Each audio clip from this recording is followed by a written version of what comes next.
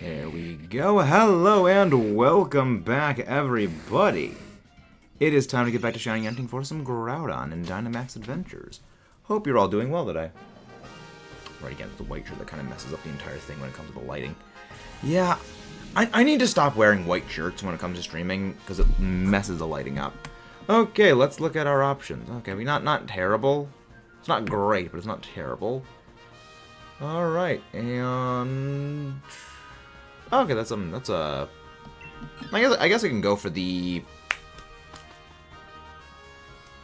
grass type. What the freak is its name? Executor, sorry. I blank on names of Gen 1 stuff. I'm not the most confident in Gen 1 stuff, but how's everybody doing today? Hello there, Remy of the Mochi, Azrael, Meowscarada. Hope you're all doing well today. Yeah, live a little bit later than usual when it comes to things. Yeah. Yeah. Not really too much to say about it, other than there's a little bit of complication things. But yes, we are live. And let's get going with our shiny hunting. So yeah, we got the Latias shiny a few days ago, which is good. Again, if we get the shiny Groudon today, we're actually going to be moving on to shiny hunting Tornadus again. Yes. No, Articuno. Yeah, we're going to Articuno if we get the shiny Groudon. However, I don't quite think we're going to be getting the Groudon shiny today, because that shiny doesn't exist.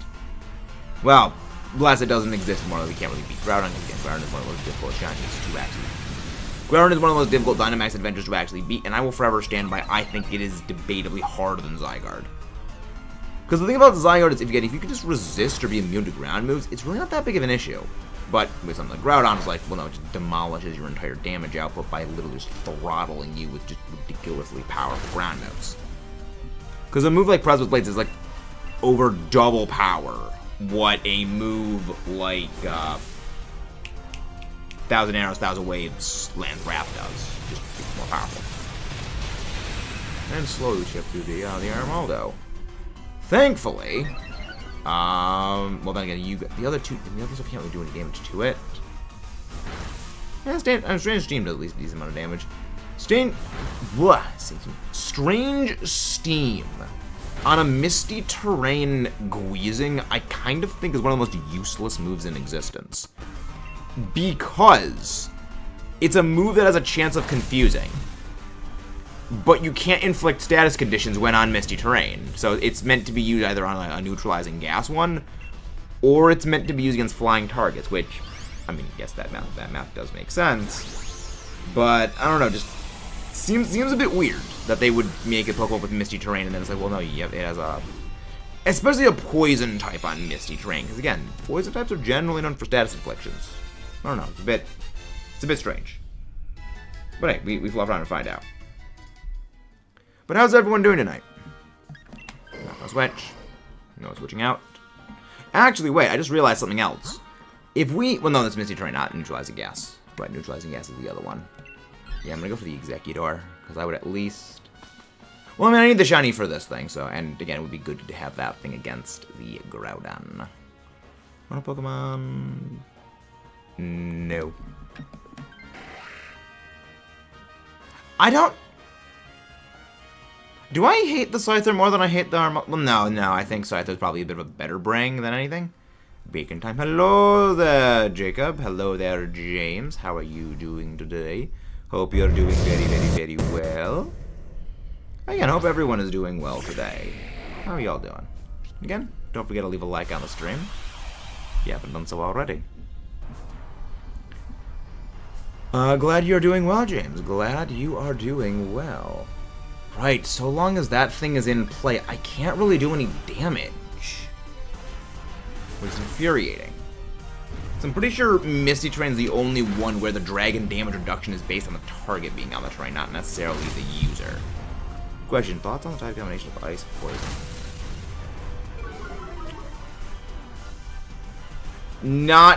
It would more depend on the stats of whatever it would be. Because I feel like if it's a fast glass cannon special attacker, like, that wouldn't be terrible.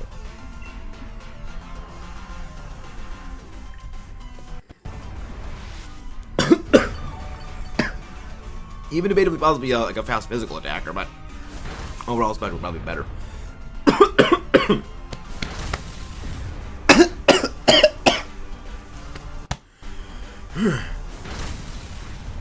But yeah, no, I mean, it would be very, very, very aggressive and very frail. Sorry, water went down the wrong pipe. Better. Yes. Yeah, that, I mean, it would be frail, is what it would be. It would need to be a glass cannon. Round. You spin me right round. Spin me right round. Yeah, again, it makes no sense why Strange Steam does that. Well, they couldn't just. Yeah, but why didn't they do that? No, I'm just gonna go for attacks again. I'm just gonna go for attacking moves. So,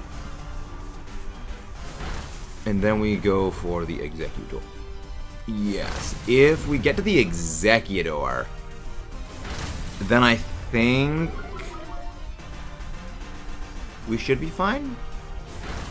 I'm kind of surprised we actually got through this whole thing so far without losing any lives yet. And when we get to the Executor, I don't think Executor is able to really knock any of us out. You know, maybe... Well, no, Guizing is physically defensive, and Executor is not really physically offensive. I got bug moves. If we keep the Scyther, that just demolishes it. I mean, Persian can swap out, that's fine, but I mean, it's Persian. Doesn't do anything to begin with. Okay, well, I mean, maybe now we don't do as well against it. Alright, maybe now we don't do as well. Hello there, Zagram. How do you do today? Yeah, if I get like an Expert Belt or a Life Orb, I'm probably gonna pick up that Life Orb. I'm picking up that Executor. I am picking up this Executor, because that does actually a lot of... Well, actually, Life Orb in conjunction with Grassy Terrain... Not bad, all things considered. Kind of offsets the damage taken. Yeah, how is everybody doing today? Hope everybody's doing well. Unfortunately, we lose our best answer to Egg Tree. So that way we actually have to make a little bit of a slower time for fighting this thing. But how is everybody doing today? Okay, we've got a lot of turns until the Dynamax comes back. I don't think we need to worry about missing the Dynamax. Buzz. Yeah, no, we don't need to worry about missing the Dynamax. We'll be fine. Gosh, I freaking love the Life Orb. It's so good. Now, the one issue with it is, of course, the damage you take. But again, you want Dynamax Avengers to be relatively fast. That's perfectly fine. That's not fine. I would have really liked to keep that life. Actually, in that case, I will be able to Dynamax first turn against Groudon then? I think. Yes, in that case, I think I should be able to Dynamax first turn against it. Well, if I can Dynamax first turn against that, would be better. But I mean, granted, again, it would be better to not have gotten knocked out in the first place. But it's fine. We ball. We ball. Frank Grass. What is the best grass type? Best grass type. Again, very, very strange, difficult question to ask, because there's a lot of grass types that are good for a lot of different purposes. There's no, like, singularly best grass type. And again, guys, if you haven't done so already, please don't forget to subscribe for more and leave a like on the stream. That's what helps support us out here, with leaving a like, and plus subscribe for more. But yeah, no, it depends on kind of what you're asking about.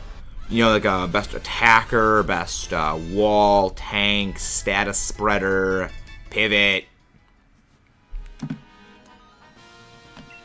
Taking it. Sorry, phone typing me. No, it's all good. It's all good. I know auto-incorrect always likes to take over and not work. Again, technology.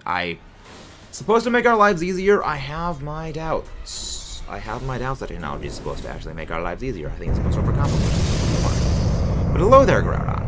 Welcome back. I would say you might as well be walking on the sun, but we use sun against you. We weaponize the power of the sun. The power of the sun in the palm of my hand. And there it is. We literally have Solar Beam. It literally is the power of the sun in the palm of our hand. Myth the world around the battlefield. Hello there, it's time for Solar Beam. Mega Cake. Wow. Great work on that, Miltank. You absolutely flubbed your one drop. But thankfully, it is not using a ground type move. Fortunately, we underspeed this thing, which is not good. But again, we do big damage. Again, Life Orb, Solar Beam. Yeah, there's one of the many reasons I say it is better to actually take up a Life Orb when you have it in the item selection if you have a super effective move. Because yes, you're taking 10% of your HP in damage, but you realistically should be finishing DAs in like 2 turns. If you can afford it 3, but realistically you're supposed to be finishing DAs relatively fast, so the recoil from Life Orb shouldn't add up too heavily. I mean, if you got something, say, like, you know, a grassy terrain going, or you've got an ally with, like, Life Dew, you know, it perfectly offsets it. Max Knuckle, please use it on me. Good. I shrug that off entirely, because I'm a psychic type. And also, I mean, Max Knuckle is the weakest of all the Max moves. But I think... Yes, I think we actually knock you out maybe this turn? No, we don't. Okay. We do not knock you out this turn. Next turn, yes, provided Persian actually doesn't be a bot this time. A little bit of Life Orb damage. But yeah, now our grass moves just do a lot of damage. Why do you use Taunt? You could have used Flamethrower. Well, not okay. Yeah, Miltank actually worked for once. Oh, that's bad. Wow, Miltank survived it. Okay. Yeah, that's kind of the one issue of Max Knuckle. It actually makes it stronger. It actually makes it a lot stronger. Okay, Miltank, so long as you don't get knocked out, we're fine. Where do I get more Moonballs?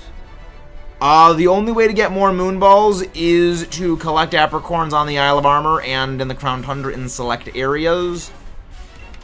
And go with the RNG Lotto that is the Cramomatic. That's about that, yeah. That's about, I shrugged that off fine. Yeah, no, the only way to do it is with the Cramomatic. You need, I believe, the Moonball. No way. I believe the Moonball is the yellow Apricorn. What is the question about Kyogre? Hello there, Zero. Go take. That's another Groudon down. Thank you very much, whoever just subscribed. If anybody would like to join the Dynamax Adventures... Oh, I forgot to extract the replay buffer. If anybody would like to pop into the Dynamax Adventures, feel free to join in. We are now on we have on our shiny check number 66. You know, I just realized it's actually perfectly toppable. Shiny check 66 on an Executor. It is literally Executor 66. Literally, it is the... And thank you very much for who just subscribed to go. Man, didn't even start the story. Oh yeah, I mean, you just gotta go around the whole place and find it. They're in the berry trees. There's a lot of berry trees. The good thing is you can actually save in front of the berry trees and just keep resetting until you get a good amount of Apricorns. No Miltank, no Executor 66, no Groudon, sadly. So this... No, you're not Dick Groudon. So this is kind of a fun thing you can do with the Apricorn trees. If you save in front of them, you can literally just click the tree and keep farming them over and over again. If you don't get a good haul of Apricorns, you can just soft reset before the thing started to get a crap ton of Apricorns. It's how on my my shield file, I would literally just farm Apricorn Pokeballs. Specifically because I have an obsession with getting the Apricorn Pokeballs. Well, that, and I also found actually Apricorn collecting fairly therapeutic. Get going. But yeah, I mean, the DLC story for the Isle of Armor isn't that long. I don't think you even need to finish it to fully explore the island. Alright, code is live, if you guys would like to join in. Yeah, the Isle of Armor was actually really, really good during the days of VGC in Sword and Shield, because on the island there were 6 specific trees that would give out exclusively the effort value reduction berries. For those of you who don't know why those are very important, they both increase happiness / friendship of a Pokemon, which is needed for a couple of evolutions, but also they allow you to sort of tweak your effort values a little bit, as opposed to taking them over to Lady Clear, who will just completely wipe away all your effort values. What are you going to be started on the first DLC? Yeah, again, you don't really need to do too much of the first DLC in order to get access to the Apricorns. The other way to get Apricorn Pokeballs is to just keep battling the tournament at the end of it. But that's very, very, very, very rare to get those, and it realistically just isn't worth it. Yes, it is minus 10 effort values per stat. It's, thank you very much, Taro Reed, a fellow competitive battler. But yeah, they're very helpful for like micro adjustments on stats, where say you effort value train and you overtrain a certain stat by a little bit. It's good to like, okay, well, just knock off 10 effort values, and then you can just go and you can retrain that up to get it back to the right value. Say maybe you only wanted 8, but you actually got 10. Okay, you can just slightly adjust it. It's better than, again, going to Lady Clear and just completely wiping away everything. Same with the Fresh Start Mochi, which, again, would just wipe away everything. Again, now that they have things like the Fresh Start Mochi, that's kind of not relevant anymore. Because, again, overall, it's a lot easier to get the Fresh Start Mochi. But, again, it's still useful for purposes. I have no idea what that is, Nick. I have no idea what that is. Again, guys, if you haven't done so already, please don't forget to subscribe for more. But yeah, no, it's good plan so far for things. I have for the I think maybe 7th time since settling on a plan for Draft League Week 3, gone back and realized I need to kind of start over and change things again. The kind of good thing is, with having to retool my Draft League team this extensively... Where's that button? I don't really know much about memes. Unless a meme is, like... Well, actually, not even that one. Not even that meme. Hey, thank you very much for just subscribed. You guys, we'll go with some randos for our Dynamax adventure. Thank you very much for that. There's a few memes I know. Mostly Azerline ones. Some Pokemon memes. But mostly... I don't really know memes. Like, there are select memes that I know. But not like, broad spectrum. Not like an overly meme person. Yes. That is how things are. But thank you very much whoever just subscribed. Let's go. Oh, I guess there's no randos here. So wait, does the laser pointer actually show up on the back wall? Okay, okay. This is one thing I've always wondered. Does the laser pointer actually show up on the back wall? And if you guys haven't been able to tell, this is unhinged ADD brain maxis that has been kicking in.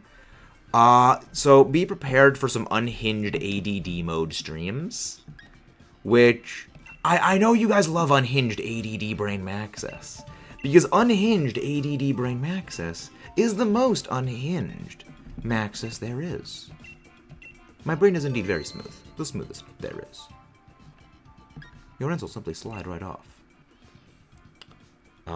Least bad is honestly the double. Least bad is the double. I'll probably enjoy it. You'll probably enjoy, what, the DLC story, the Isle of Armor? I enjoyed it. It's okay enough. Oh, Sceptile. Ooh, actually, no. I see the good stuff. I see something better. I see something far better. Oh, Oh, Shiinotic. Very good. So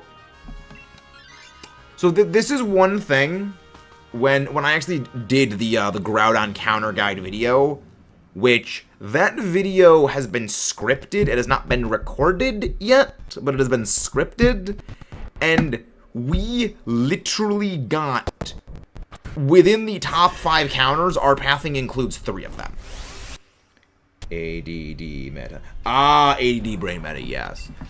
Most tend to enjoy unhinged ADD brain maxes.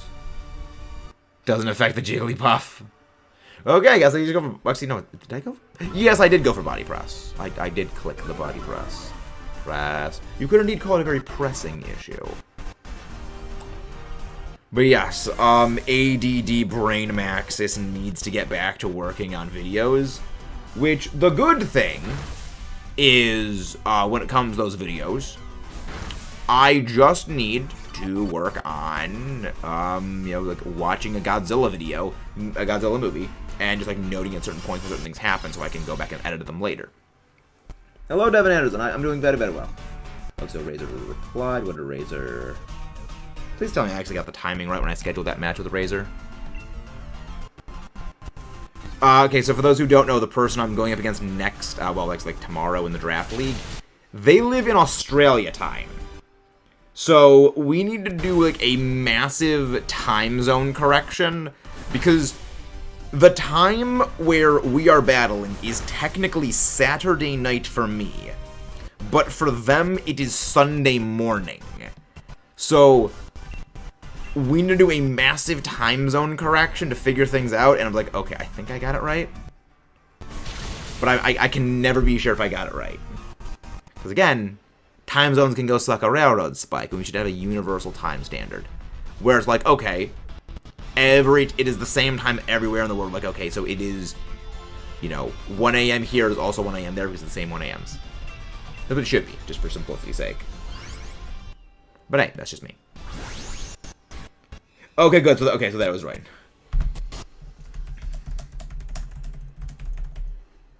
Okay, good. So I got the timing right.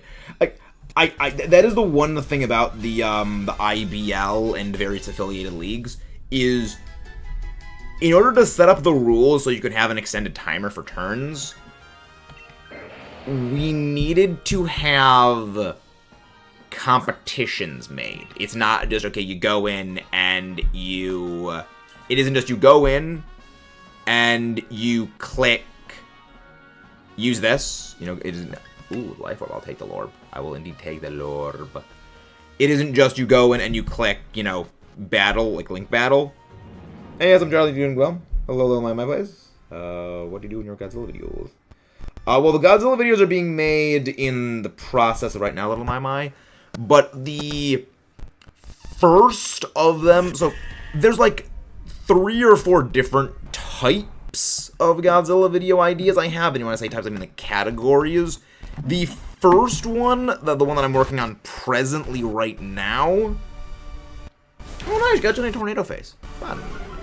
The one we're working on presently is I'm basically going over the history, the powers, and the notable things about certain enemies of Godzilla.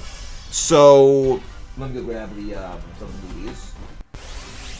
Let me go grab some of my movies right here, because yes, I literally have a drawer full of Godzilla DVDs, which I've been collecting for years. Because again, I'm a massive Godzilla nerd. All right, there's the Volo card. Yeah, my Volo card is sandwiched in between some of the movies. So for example, I got Gigan right here. I got Godzilla vs. Gigan. So, for example, say I was going to be, covering either Gigan or King Ghidorah. Well, Gigan's for simplicity, because Gigan's only been in 3 movies. So basically, I would be going over what is the history of Gigan, going over its appearances in the first movie was in Godzilla vs. Gigan, its appearance in Godzilla vs. Megalon, and then its reappearance in Godzilla Final Wars, going over the differences between Showa-era Gigan and Millennium-era Gigan, the different powers and abilities each of the different forms have, and for certain ones, speculation on whether or not they could be appearing in the Monsterverse. Because very likely, I'm expecting some of these like classic Toho monsters are going to be appearing in the Monsterverse. Because Toho, which is the company that owns Godzilla and all the Godzilla monsters, has given Legendary Pictures, which is the company that is making the Monsterverse movies, the free reign to do whatever they... Basically, here is our library of old school Godzilla monsters. You can use as many of them as you want in the movies. I think probably a better option would have been actually going over which Mecha Godzilla. That's cool. I'd be interested in the Godzilla movies, but I haven't had time to watch them. Oh, there's a lot of them. The Godzilla movies Godzilla movies are, I guess I should say, they are the longest and largest movie franchise in the world. With, I believe it's at this point, it's like 40-something movies. I think maybe is exactly 40 or over 40 movies in the whole series. Because remember, this is a franchise that has been going on, that has continuously been ongoing for 70 years. Yes, Godzilla turns 70 this year.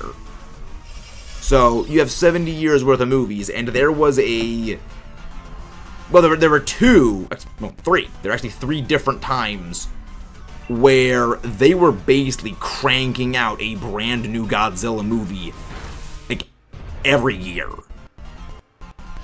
So, these are movies that... There's a lot of them. Now, some of the old movies are pretty cringy. Like, there is a charm. The first Godzilla movie, I'm gonna go grab that one, because that's one of my favorites.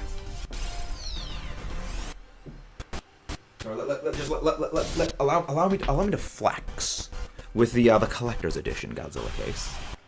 For those who don't know, this is styled after the Oxygen Destroyer from the first movie. But the first and original Godzilla movie, Gojira. The original Gojira. This is kind of where we're getting to something a bit complicated, which is, there is Gojira, which is the original movie, but then there is Godzilla King of the Monsters, which was the Americanized version of it, where they reshot a couple of scenes, inserted some American actors, sort of, you know, basically to localize the movie for the American audience, because there's a lot of complicated stuff that goes into the history of why the movie was made that may not have been the most comfortable for the American public to hear at the time. So they kind of changed a couple things around, and largely it is its own separate movie, and a lot of the fans do see it as the fans do see it as an entirely separate movie. Despite broadly a lot of the same things happening, there are very big differences. I want to go back to the Godzilla where I start to understand the newer ones. Newer ones, that's a separate matter. But for the newer ones, the best place to start is actually to go back to Kong Skull Island. So, this is my recommendation timeline for watching the Monsterverse movie, which is the current ones, is you start with Kong Skull Island, which is chronologically the first movie in the Monsterverse. You watch Kong Skull Island, then you watch Godzilla 2014, then Godzilla King of the Monsters, which is the 2019 Godzilla King of the Monsters. Yes, there's 2 movies called Godzilla King of the Monsters. Then you watch Godzilla vs. Kong, and then Godzilla Kong the New Empire. That is my recommended timeline. The main reason I recommend specifically that timeline for watching comes down to 2 things. One, the main character of the Godzilla 2014 is a doorknob. As in, it literally has the emotional acting range of a doorknob. And two, it is not the best introduction to the things. Kong Skull Island is a much better mix of monster action with good human characters and good monster characterization. Hey, DJ Fun, how you doing? Checking in from the gym. Hey guys, how you doing? But yeah, I recommend if someone is new to Godzilla, they start with Kong Skull Island, then Godzilla 2014. Because Kong Skull Island, I think, is the best combination of good monster fights, good human characters, and just all-around goodness. I hope I get the shiny Groudon. I hope I do. I hope I do. Because again, this is again debatably harder than Zygarde. I will forever say I think Kyogre is harder than Zygarde. Like that is a hill I will fight on. I think Kyogre is harder than Zygarde because Kyogre gets thunder. I was getting some footage earlier today for the Kyogre video I'm working on. That thing gets thunder in Dynamax Adventures. So even if you want to use a water type to resist out or potentially have a water absorb immunity to the Origin Pulse and the Surf, okay. But Buddy gets thunder. But Buddy not only gets thunder, but gets Origin Pulse and Surf and Aqua Ring. And Body Slam. Yeah, it's horrifying. You don't mess with Kyogre. Hypothetically, if I wanted to just skip Skull Island and Godzilla vs. Kong, I would not recommend that because I would say you could skip Skull Island, but Godzilla vs. Kong is very important. That movie kind of basically sets a lot of things up. Also, Godzilla vs. Kong is a movie that actually gets right into the monster fights, which is great. That's not good for direct stats. Yeah, that is a movie that gets basically immediately into monster fights, which is good. But overall, I would generally say it is better to watch Godzilla vs. Kong. Have fun with 100 Active Thunder. Yeah, exactly, Wilkin. That is the entire reason I'm like, no, Kyogre is harder than Zygarde. But how about skipping one scene? Well, what scene, Wilkins? What is the scene that would be skipped? Because like the premise of Godzilla vs. Kong is kind of set up, and we got hurt. Yeah, again, Groudon. But does anybody want to pop in for some Dynamax Adventures with Shiny Hunting Groudon? No Shiny Sceptile, no Shiny Golduck, no Shiny Shiinotic. Number 10's Execution. I have no idea what you mean.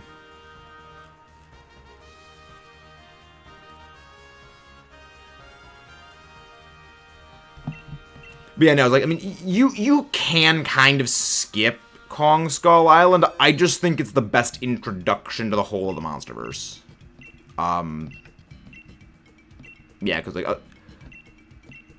again, these are not necessarily movies. Oh, the Skullcrawler. I forgot what the name of it was, but yeah, I mean, the Skullcrawler in that one is not really relevant much. Basically, the whole reason they have that is just to show off Mechagodzilla. Well, honestly, when I saw that scene and I saw them, pick up the Skullcrawler and just destroy it there, I legitimately thought that Mechagodzilla was a smaller version of Mechagodzilla. It was like Mechagodzilla like 1.6. And that, oh, this is like a small little prototype to just test out things. No, that was actually full Mechagodzilla. Because it looks so small. It was small. It's like, the Skullcrawlers are not that big. Because, like, the little ones, like, the Skull Crawlers were the little ones. The Skull Devil was the big one. The big one was, like, the same size as Kong. And Kong was, like, what, 80 feet tall back in Skull Island? So, like, that Skull Crawler must have been gigantic. Which, again, one of the reasons why I was like, that Mechagodzilla, that doesn't look like it's full Mechagodzilla size. I guess I was wrong. Well, Jay, this is not our usual time. This is not the usual time that we do, so that's understandable.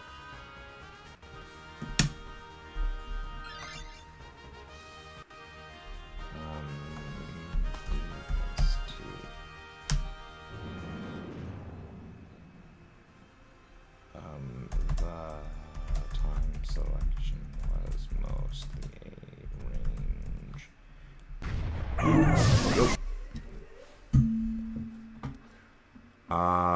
Yeah, no, again, there's anyway, side order. Yeah, side order. Yes. Yeah, I saw that you and Mudkip were doing like a Soul Link thing for side order stuff and things. I literally can't do anything this thing. Hello there, Kayla. How do you do? Right, I'm gonna go check that Skullcrawler thing. Like, Hello there, Trey. How you doing? Yes, I am canon now. Why do I imagine you're just like you are just a canon now? Oh yeah, Jade, you're gonna be very happy at some of the questions that were in Are You Smarter Than a Poketuber this time. That during Slyman Boomer Guy's question of things.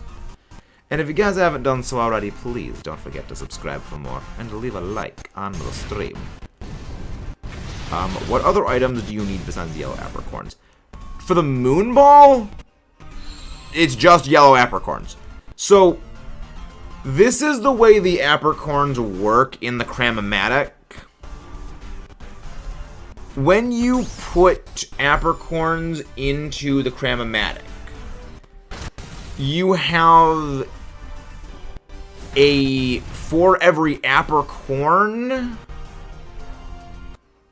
you put in, you have a 0.25% chance. I believe it's a 0.25% chance. I believe it's a 0.25% chance of getting the Apricorn Pokeball. So if you put in 4 of the same Apricorn, you get a 1% chance of getting that Apricorn Pokeball. Otherwise, you have like a bunch of different chances of getting different Pokeballs from it. But I believe you need to put in, I believe you do need to put in 4 Apricorns to get a Pokeball out of it. Again, it's really, really dumb, but again, it makes sense. No shinies yet, Giraffe King 11. We just started. I'm doing very well.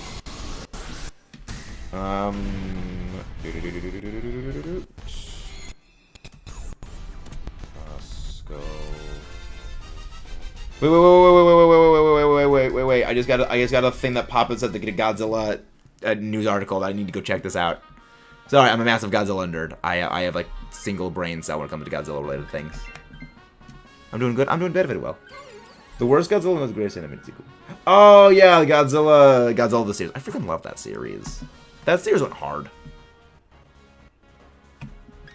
Like the American 1998 Godzilla movie was not great, but it did lead to a pretty good animated spin-off, which I honestly like.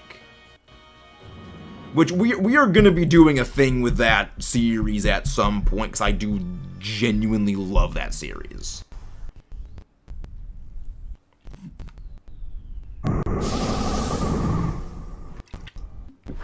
Hello, Claydol. That's like I put one of my technicalities. I do like playing billiards. It's just we have like a pool table in my grandmother's basement, but all the pool cues, the tips of the cues are all broken, so we can't actually play with them because again the cue tips are broken. Oh yeah, so I was gonna take them.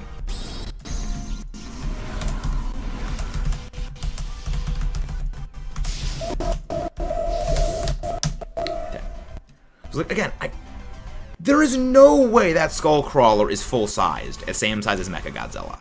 Because, like, Mechagodzilla is, like, 300 feet tall, and the skull crawlers are freaking tiny. There is no way... Like, unless they had Mechagodzilla change size spontaneously in that movie... Because, again, I thought that Mechagodzilla that showed up in Godzilla vs. Kong was a, like, miniature version for prototype testing, not, like, the actual thing. I guess I was wrong. Yeah. Behem. I like Behem. Yeah, use Behem in the Black 2 Let's Play series. Not bad, but not great. You know, it's okay now. The skull crawlers, the things in the water. No. They were like the two-legged lizards.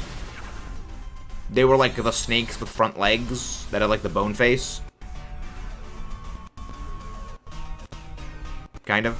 The Skull Devil was the big one that jumped out of the water after, you know, Samuel L. Jackson tries to kill Kong. Which, you know what? I mean, fair enough. Samuel L. Jackson, you know, one of the few people, like, one of the few humans that I feel could probably try and 1v1 Kong. Fair enough. Sam Jackson probably could do that. Hello, Omar.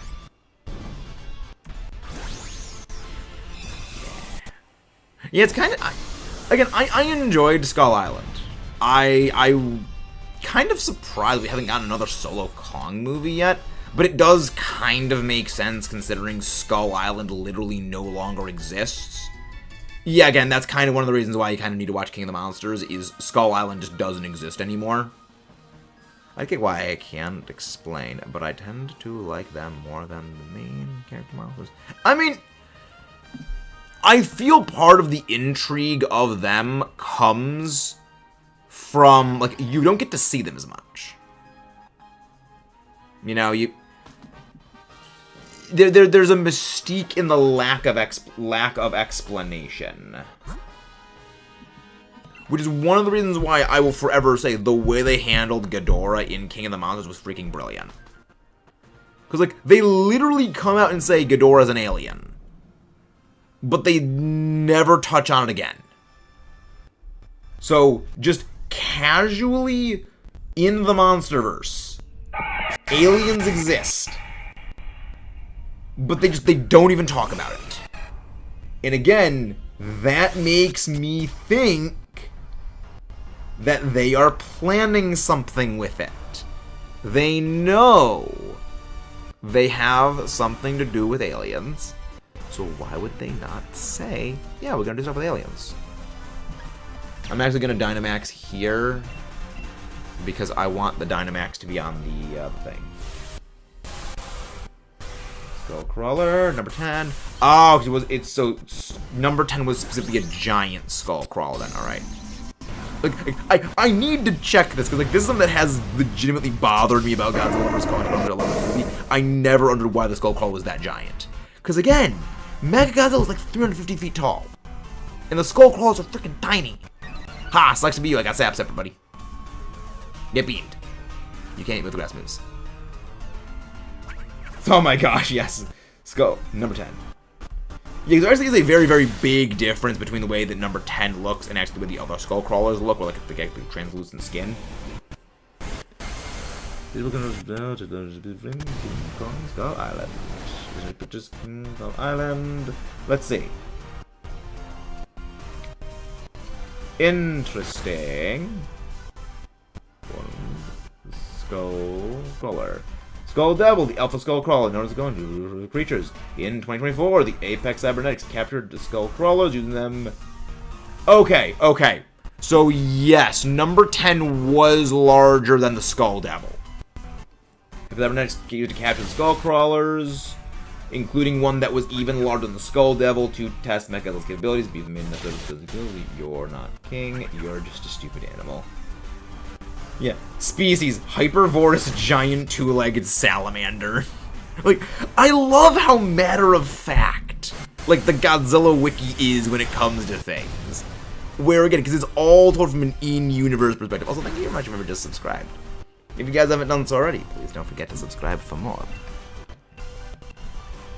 Legendary Godzilla height is, as of right now, real. He's even bigger. Interesting.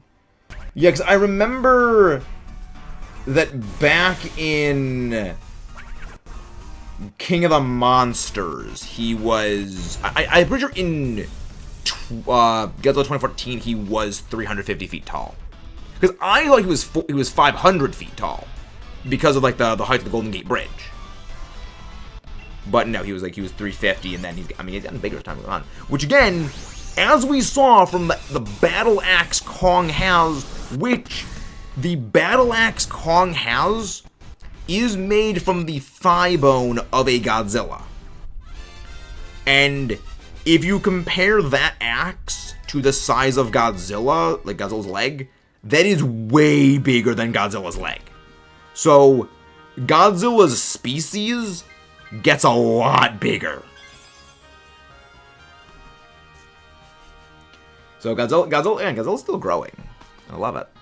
Hello there, Zane. Okay, so yeah, so it was bigger than normal. So that's what number 10 was. Hello there, Groudon. Oh yeah, right, the Justice League versus Godzilla versus Kong. Ah. I mean, that'd be a hell of a movie. I would pay all of the money to see that movie. I would pay all of the money. Yeah. Yeah, Skull Devils are like 12 to 95 feet tall. So yeah, the Skull Crawlers are tiny. Number 10 is much larger. The small Skull can fit in the eye sockets of the skulls of Kong species. The Skull Crawlers in this film, the Skull Devil was almost as tall as Kong himself and possessed distinct spikes on its elbows. Number 10, a gigantic Skull Crawler has a strong thumb to the Skull Devil while having a unique yellow upper skull, a large down the elbows, both number 10 the Skull Devil with a thorny tail. Those have gills. Skull Crawler feature in Skull Islands, and the Skull Devil will be jagged. Backwards facing pattern. Yes. So yeah, it is the Skull Crawler. Number 10 was bigger, which makes me think that they did something to number 10. Yeah, Apex the Night bred Skull Crawlers. So yes. So I think they did something to those Skull Crawlers. Godzilla evolved. He's evolved in a Hollow Earth. Legendary Godzilla evolved on Earth. Well, not exactly, Omar. Not exactly. Godzilla himself is from the Inner Earth.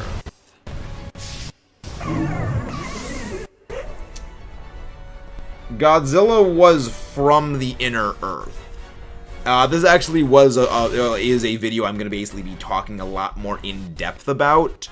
But Godzilla was actually driven out of one of his dens in the Inner Earth by a Kong.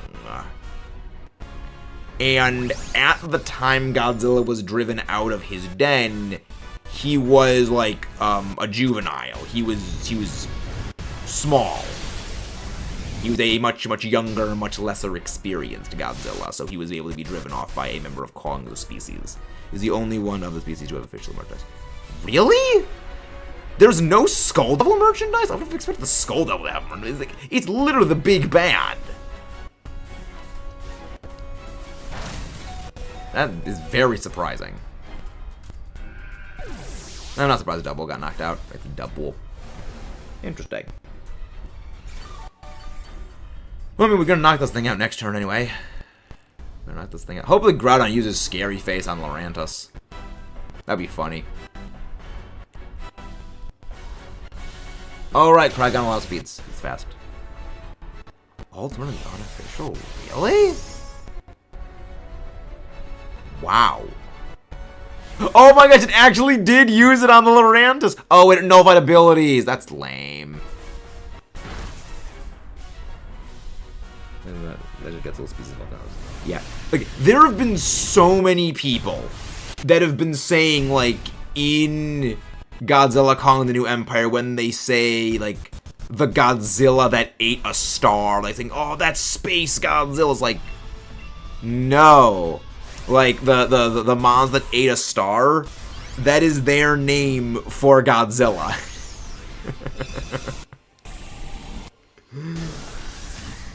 that is their name for our Godzilla. But yeah, and like, I mean, yeah, Godzilla's our Godzilla's a little bit of a thing. Again, that's one thing I like, is that they still have Godzilla be, you know, evolving and getting bigger and stronger. Which again, they're gonna need to up the ante for something. They're gonna need to up the ante for some bigger, heavier monsters. Claydol! Yo, let's go! And no shiny Groudon, so, but we did get a shiny that's a pretty hard one to find. Let's go. Hard to tell that it is the shiny, but we got shiny Claydol. Our first phase in the Groudon shiny hunt. Let's heckin' go, people. Don't forget to leave a like and subscribe for the shiny luck. Claydol has been added to the party. So number 10 actually has official merchandise. That's funny. That's actually pretty funny. That's absolutely glorious. Again, I love these movies. These movies are great. These movies are just absolutely silly. Monarch Legacy of Monsters. Let's have the Proton Scream. But yeah, no, so it is Scode named. Yeah, the Skull Crawlers are freaking terrifying. Like,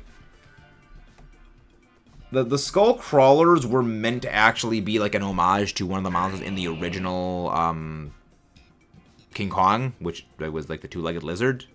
But it's way more terrifying. It's like, you know what? They topped it. They made something even more horrifying. Which is impressive. This is genuinely impressive what they did. Weakness possess. Well, Swelkos was possessed strong. However, the attack him, sharper melee weapons such as Marlowe's katana can slice through the skin of the creature. Marlowe's killed one of them using the combat letter to ignite the gas skin of the vent directly beneath it. Levels of blind on one eye. Gold's gullet nearly killed 10. A giant skull crawl before it could then hit grab the beast by the arms, splitting half of the proton scream at 40% power. Yeah. Again, one of the things that I do like about those movies is like humanity's kind of the real monsters of those movies, and thank you very much whoever just subscribed. Thank you. Oh yeah, right. There's PUBG and COD actually have like collab with Godzilla. Right. The thing is, like, I don't understand is, if Kong wasn't fully grown, and Kong's mother and father and members of Kong's species were taken out by the Skull Crawlers, why were they not absolutely gigantic? Because this is something that we're going to be talking about in a future video, but there are a few issues with like the lore that exists with Kong and Kong's species with the story presented in New Empire, which, I mean, they're monster movies, you're not supposed to think about them too much, but monster movies is literally my jam. I literally spend way too much time thinking about these movies. Like, I need to understand them. Yeah, I am overthinking this stuff to the nth degree. But yeah, there is to a degree a little bit of a, like, not necessarily like plot hole, but like hole in the lore that doesn't make sense with like the story presented in New Empire. Which again kind of also is sort of a thing with Kong being so much bigger in, you know, Godzilla versus Kong, that also makes some issues with, again, Kong's family, because I mean unless the explanation is that you know, say because there were multiple Kongs on Skull Island, they all couldn't grow as big because of limiting resources, and that's only because, you know, only one Kong was there, that they were able to grow bigger. I guess that kind of makes sense, but still kind of weird. Developing Justice League and the Lead of Doom activated the event block, transporting him to the rest of the world of the Skull Island, the Monsterverse. He assumed control of a large skull crawler. Attacked Kong. Getting cold to the last 14 times the Valley Monster Star, which would go out and behind him, telepathically communicate with Kong, and attacking Gibbs Skull Crawler. Again, I kind of want to read the Justice League versus Godzilla versus Kong story, because that just sounds awesome.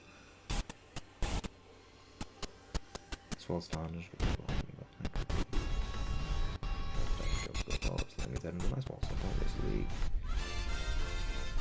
Still resurrecting it by dropping and removing the Lazarus pit in its new form, so that later appear once it's a small fault. Interesting. So they actually mutated it. Interesting. Yeah, I'll take this. I'll just use the acid spray. Acid spray's really good. Yeah, spray. Oh, right, yeah. Lex Luthor built Mechagodzilla in that timeline. God, those movies... I don't know. Again, some of those comics are a freaking trip, but I freaking love it. You know, maybe some point we at least could get a movie like that where it is, you know, like Batman, Superman, like fighting alongside Godzilla as they fight like Lex Luthor and like the Joker, which would actually be pretty funny. Like, it sounds really, really, really dumb. But, like, I would love to see something like that, because that just sounds really silly. Which is funny, because originally Godzilla crossed over with the Marvel Comics and was originally, like, the Marvel Universe in the comics for a while. God, I love the timeline we live in. It's weird that Mothra is so magical while the rest of the mouths are treated as animals. Yes! Like, Mothra is explicitly the only magical kaiju in the franchise. I mean, that's kind of always been Mothra's shtick, is that Mothra is something different. But you've also got to remember, in the greater context, like the original ideas of a lot of the monsters is that they are more or less the world punishing humanity for various things. They represent several things. You know, like, Mothra's like basically, you know, like nature, like basically revenge on humanity for, you know, destroying nature. Godzilla is humanity not really knowing and understanding the power they have created and, you know, unleashing that on the world, and again, humanity basically having to pay for the things they created. Radon is, other stuff. Again, same thing. Ghidorah's kind of the only one that isn't that, because later on they started to move into just making monsters to make monsters. But yeah, no, overall, Mothra's kind of a bit of a separate thing altogether. Where, yes, Mothra is, like, explicitly magical, you could say. Lex Luthor made Mechagodzilla. Yes, in the Justice League versus Godzilla versus Kong comic series, Lex Luthor built a Mechagodzilla. Which, again, it sounds really stupid, but I would pay to see. I love Pacific Rim. I actually have the DVD right over here.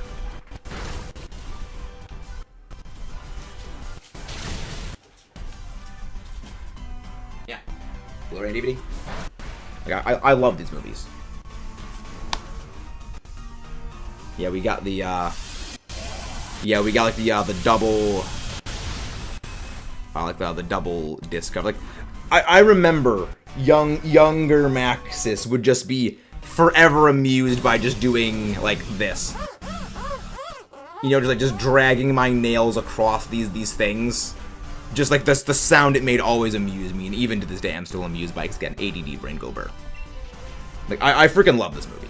Like, this movie is great. And again, this is a movie I point to when I say, like, we need people who know monsters like this. Fun fact, there's gonna be a DC comic with Batman crossover with Godzilla. Then I killed it. Yeah. I mean, Warner Brothers does, own the rights to the DC movies and stuff like that, so maybe we could get that. Because again, like, this is one thing that I've always said. There exists within the Pacific Rim movies, and even, like, within, like, the DC stuff, the perfect explanation of how it is Godzilla gets to that universe.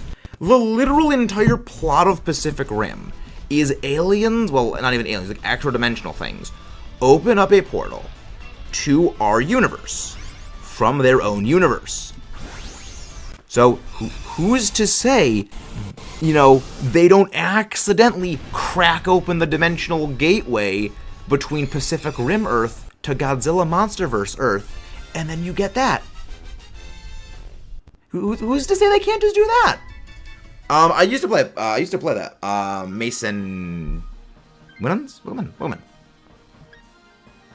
Again, who's to say that's not, what they do, which I'd be okay with that.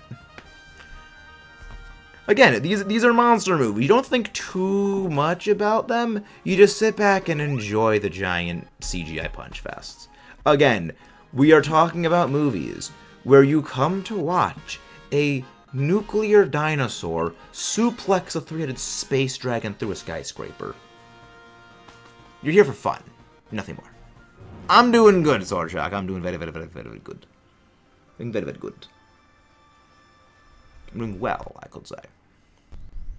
I love those movies. Those movies are great. I've got a couple of projects working on for Godzilla-related things. That's great. I love it. Thank you very much. Thank you. Thank you very much.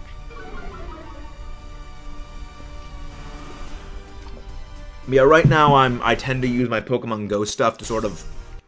I'm chipping away at my stuff from Pokemon Go and bringing that into the main Pokemon games, so that way I can basically start doing shiny giveaways. Looking at my professor. Thank you! Thank you very much. Earth Power. Oh. But I look forward to, again, this is one thing that when I called my dad for our weekly meeting on Tuesday, I said this. If you wound the clock back 10 years and told me that in 10 years there would be not only ongoing Godzilla movies being made, ongoing Godzilla TV series spin-offs being made, but that the current trajectory of the series was Godzilla King Kong tag team movies, I would not believe you. Yeah, I thought you were well, the atomic dinosaur. Nah, I get him. Crocodile with 2 arms. And the crocodile with 2 arms. I mean, Godzilla's fighting style in... Well, not crocodiles. But Godzilla's fighting style in the Monsterverse is partially based on Komodo dragons. Yeah, like... I do like that they actually did, pretty heavily change the way Godzilla fights in the Monsterverse, because in the Monsterverse, his fighting style is based on the way bears fight, the way Komodo dragons fight, and the way sumo wrestlers fight.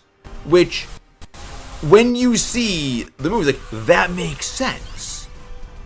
But they still got Godzilla having his judo black belt, because yes, Godzilla is canonically a black belt in judo in the original movies. Hello everyone, what do I need my shiny shake? I'm terrible with nicknames for Pokemon, so I'm probably the last person to ask, but chat would probably be better. Hello there, Among Us. What do you do? Meta is my professor as a shiny Metagross. And the stream love is yours. Oh, thank you very much, Sword. Just love, by the way, I am... Mason. Oh, nice. Thank you for 154. Nice. Very, very nice. Yeah, just make sure the account watches periodically, because otherwise that gets purged. Also, if you guys haven't done so already, please don't forget to leave a like on the stream. We are 11 away from reaching our next sub goal. I'll see how many shinies I get from Pen Safari before doing this dang Regirock and BDSP. Love shiny Regirock. It is literally chocolate legendary rock. Love it. But yeah, no, it is like, yes, again, Godzilla does have a black belt in judo. The original suit actor knew judo and actually incorporated that into the monster fights, which is one of the reasons why Godzilla's like... It's one of the reasons why Godzilla actually tends to throw a lot of his enemies in those movies, where he will actually like grab and throw them, because they get judo. Bro, Godzilla does not play around with this.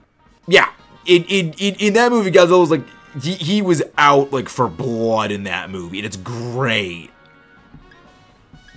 You know, Godzilla was just all business. Again, I like that they don't make Godzilla default good guy. Like, Godzilla will go out, he will, you know, mess up humanity's stuff, and he is not our friend. I love that. Because the original Godzilla was never a strict the original Godzilla was never a strict hero or villain. He was both the protagonist and the antagonist of the same stories. Like, there's really not a character like Godzilla where, again, he is simultaneously the hero, the villain, and just non-aligned. He searched and... Yeah. I'm pretty that was, yeah, that was... I thought that was Methuselah. Groudon. He searched him. Yeah, Godzilla is a force of nature. He is not good nor evil. He is just a force. He just exists. Look at the shiny Groudon's name. I don't name my shinies, but there's only one Pokemon that I do name Godzilla, and that is Tyranitar. And that is Tyranitar. Blunder Policy. Actually, no, Blunder Policy works. I'm okay with the Blunder Policy. Yeah, he's a force of nature, which is why I love it.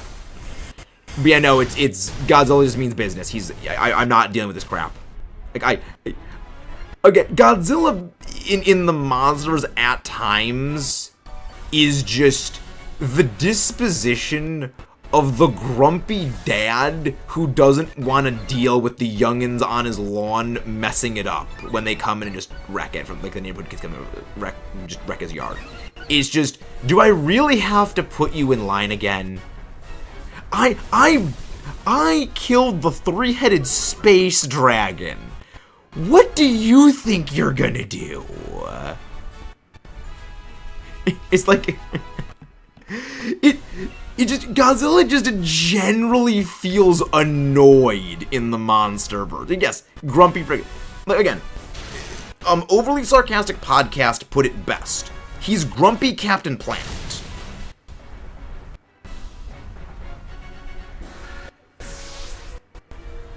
I have not read the new BLT Lay's chips. Again, he's just grumpy and he's just annoyed that he has to keep doing this again and again. It's just like, you can't you just keep it together for like 10 minutes? I'm just trying to nap. I love it. It's just like, again, Godzilla is just generally annoyed. Godzilla, Queen of Mothra. Well, I mean, Mothra's a symbiotic relationship. Mothra basically monitors the Earth, so here's a fun thing. In Godzilla King of the Monsters, Godzilla absorbed Mothra's, like, omniscient abilities. So Godzilla basically has, like, a knowledge and understanding of, like, what is going on around the planet. So Godzilla can be, you know, again, like, in Rome, and he can know basically what's going on all the way across the world in, like, South America. Because that was, like, Mothra's abilities, like, you know, complete global awareness. And when Mothra got vaporized by Ghidorah and her power was absorbed by Godzilla to basically re-energize him, that's actually the whole reason Mothra literally confronted Ghidorah, was, you know, basically, well, it's a callback to Godzilla vs. Mechagodzilla 2, which, you know, that, you understand why. But basically, you know, Mothra got vaporized and absorbed, got vaporized and blown up, but like her power was absorbed by Godzilla, which also actually was kind of important because after Dr. Serizawa detonated the nuke to revive Godzilla, it was too much power. Like, it revived Godzilla, but it was so much energy that was released when they did that. It was basically sending him into nuclear meltdown, because again, it was too much power and the reaction was not stabilized. But that actually did stabilize the nuclear reaction. So, I did not mean to click invite nobody. So it actually like, stabilized Godzilla. Again, like, I love that. Like, they're legitimately intelligent. Also, one awesome little detail I love is, you know, butterflies have, like, eye spot, like, moths have, like, eye spots on their wings to mimic owls, you know, basically to scare away, you know, smaller birds that might prey on them. However, Mothra, the eye spots on Mothra's wings are specifically Godzilla's eyes. I hope they never bring Manila into the Monsterverse. I truly hope they never do that. If they're gonna bring in, like, a little Godzilla, I want them to bring in, like, baby Godzilla as he was in Godzilla vs. Mechagodzilla 2. Like, that design is just better. You know, you guys get Godzilla bugs. Yes. Yes, Godzilla did absorb Tiamat's DNA. That I did know. I would love to see Batman in the Monsterverse. Like, I was talking with one of my friends a while ago. Yes, Godzilla Jr. Virtual beam variant. Well, Godzilla has a number of special beam variants. There's the standard atomic ray, but then there is the atomic spiral ray, which is like a more powerful version of the standard atomic ray. But then there is, like, the red atomic ray, and then there's the red atomic spiral ray, which, you know, the red ray is just more powerful than the atomic spiral. The red atomic spiral is a more powerful version of the red ray. But then there is one beam that was available exclusively to Burning Godzilla, which was the infinite heat ray, which that only happened because Godzilla was in Stage 5 nuclear meltdown. So, and that was only because of that. Which actually one of our videos is actually talking about that. Which again, that is another because it was an uncontrolled nuclear reaction and it was just progressively getting more and more powerful every time. Because again, he was going into nuclear meltdown. I remember the blue spiral, right? Yeah, I mean, the blue spiral is, like, the most common. Generally, when Godzilla gets the red atomic ray or the red spiral atomic ray, that almost exclusively is a temporary power-up.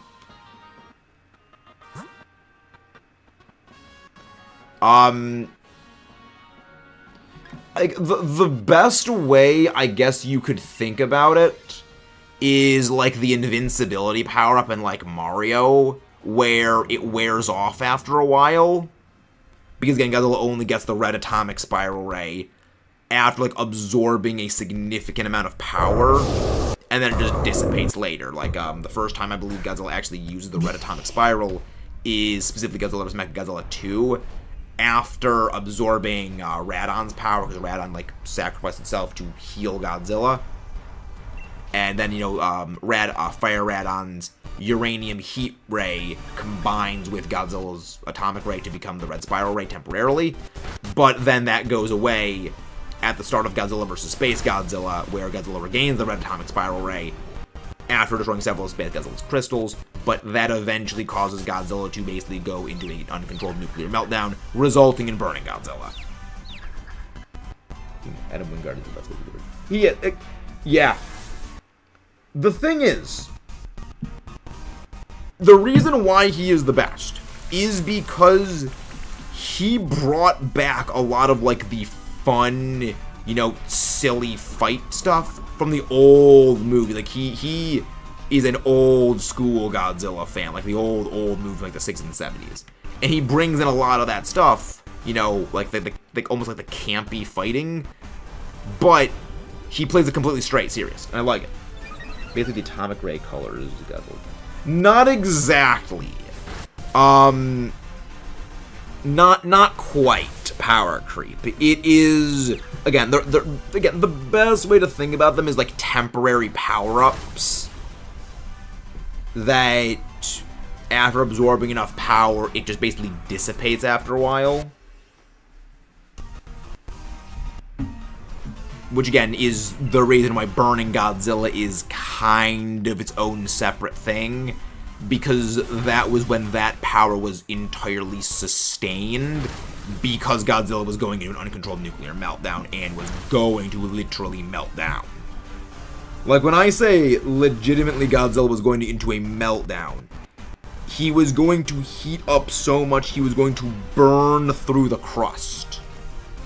And, like, end the whole planet. You know, literal meltdown. What's your favorite Godzilla monster? Favorite Godzilla monster? I know it's basic, but probably Ghidorah. Like, it's basic. But, like, I like Ghidorah for a reason. Ghidorah's good for a reason. Shima's both Godzilla has. Well, not exactly, Sword. That, I actually like what they did with Shimo and the Scar King. Because, on the one hand, you have Godzilla who's, you know, whose whole, like, you know, power is fire. You know, well, not exactly fire, because, again, it's radiation, but it oftentimes takes the appearance of fire. Shimo's whole thing is, you know, Ice Age powers, you know, Ice Age Beam. And then you have Scar King, where Scar King is, he's lanky, he is agile, he's not a physical threat, you know, he can't hit nearly as hard as Kong can, but he's quick. And Kong, you know, he's big and he's burly. He's not necessarily maneuverable or agile, but he can hit really damn hard. It's basically like they're fighting an opposite version of themselves. You know, Godzilla fighting an ice kaiju, Kong fighting an agile, quick guy, as opposed to something, you know, big and burly like he is. I like that. Someone got a shiny Lilligant from DAs, and now they're moving ball. I'm gonna take myself. Well, Kaiser Ghidorah is is basically a variant of Ghidorah. Because even then, King Ghidorah is himself just a variant of Ghidorah. Because the original one was just called Ghidorah. You know, the original one is Ghidorah the Three-Headed Monster. Then, I believe it was Godzilla vs. King Ghidorah in 1991 that gave him, like, the title of King Ghidorah. And then, even during the Rebirth of Mothra trilogy, there's, like, you know, there's Cretaceous Ghidorah, Des Ghidorah, Grand King Ghidorah, and then there's Kaiser Ghidorah, which, you know, again, is just basically a furthering version of a stronger version of Ghidorah. Again, I love these movies. These movies are silly, but, like, they're actually, like, legitimate. Shima Gold's Godzilla has thermal. Yeah. Yeah, Godzilla's whole thing is, you know, I'm not gonna get a shiny little again. hello there, Leva Jensen. Yeah, Suicide or go out. Well, not, I mean, all the Kongs presumably can grow to the same size Kong is. Remember, Scar King was the same size as Kong. It's just that Scar King has, like, he has longer arms and longer legs. Again, he's agile. He's not necessarily, you know, again, Kong is built like a boxer, I guess. You know, he's big and, you know, muscle. He's meant to hit really, really hard. Scar King is quick and agile, but he can't hit as hard. You know, kind of like to almost like relate into Pokemon terms. You know, Kong is built like Dragonite, where Scar King's built like Flygon. Again, speed versus power. You know, basically power and bulk versus speed and maneuverability. Which again works with the two of them being, you know, more or less opposites to one another. Same with that Shimo and Godzilla are opposites to one another. Which I'm so glad they didn't just make Shimo like another of Godzilla's species. Because again, I think there's more Godzillas out there. I think there's more of them. Because again, they said they've only explored like 5% of the inner Earth. I think there's more Godzillas. Like, they didn't even explore 5% of the inner Earth and they already found more Kongs. So what the hell else is down there? What else is down there? We don't know. And that's what I look forward to. Like, I've said it before and I'll say it again. What we need is we need multiple movies. We need like a Rodan movie, we need a Mothra movie. We need more movies focusing on the individual monsters, and then you bring Godzilla and the crew together to fight the big stuff. That's what I would like to see.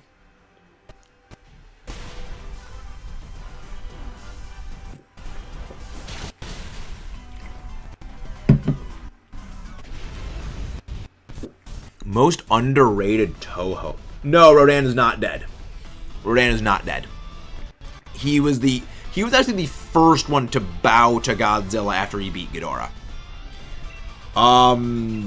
Most underrated Toho monster. Oh. That is a good question. Because, like, a part of me wants to say Titanosaurus. But Titanosaurus did get a reference in Godzilla Singular Point. Being, like, the one of the base design of Godzilla Aquilius, I think is how it's pronounced. No one likes Gabber, so everyone hates Gabber. That's not underrated at all. That's just hated. Maybe Ebra, but Ebra is kind of lame. I mean, Megalon got referenced recently, so I guess I wouldn't say Megalon. Maybe Hedorah? Maybe? That's a good question. That actually... Not really, Wilkins. Not really, Wilkins. Rodan's whole thing is whoever he thinks is the strongest is the one he serves. His allegiance is basically to power. If he thinks someone is stronger than Godzilla, he will basically go and side with them. That's why, after Ghidorah beat him in a fight, he followed Ghidorah. Because Ghidorah proved he was strong. He was like, okay, I'll go serve Ghidorah. Whether it is he has no concept of loyalty, or it's a survival thing, a survival mechanism, do not know. Hey, Bagos, how you doing? Yeah, he picks who he thinks the winning side is going to be. Is probably the better way to phrase it. I think I have my immune system. Interesting. I wouldn't know if I watched it. Yeah, that's one of the, like, kind of... Hey, thank you very much for described. That's one of the reasons why I say, like, that's why I generally recommend to watch the movies, because the monsters have pretty well done personalities. Like, the monsters are surprisingly articulate in the way that they are characterized. They're not just, dumb, unintelligent animals, and wow, we just get game ended right there. Like, one of my favorite parts in King of the Monsters is when Godzilla, like, swims up to the giant monarch base, and he starts, like, flashing his dorsal spines as specifically an intimidation display.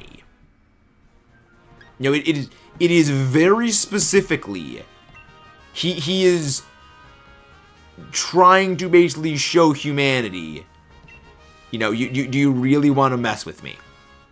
And again, I love that. It's like, one, Godzilla's first thing is, he's not going to immediately game end you. He's going to give you a chance to back down.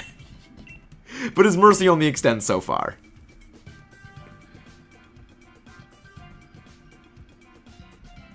Less of a beating and more swift stab through the abdomen. You know, I love the original Mothra design. I actually have a little Mothra figure over to the side. I'll go grab that.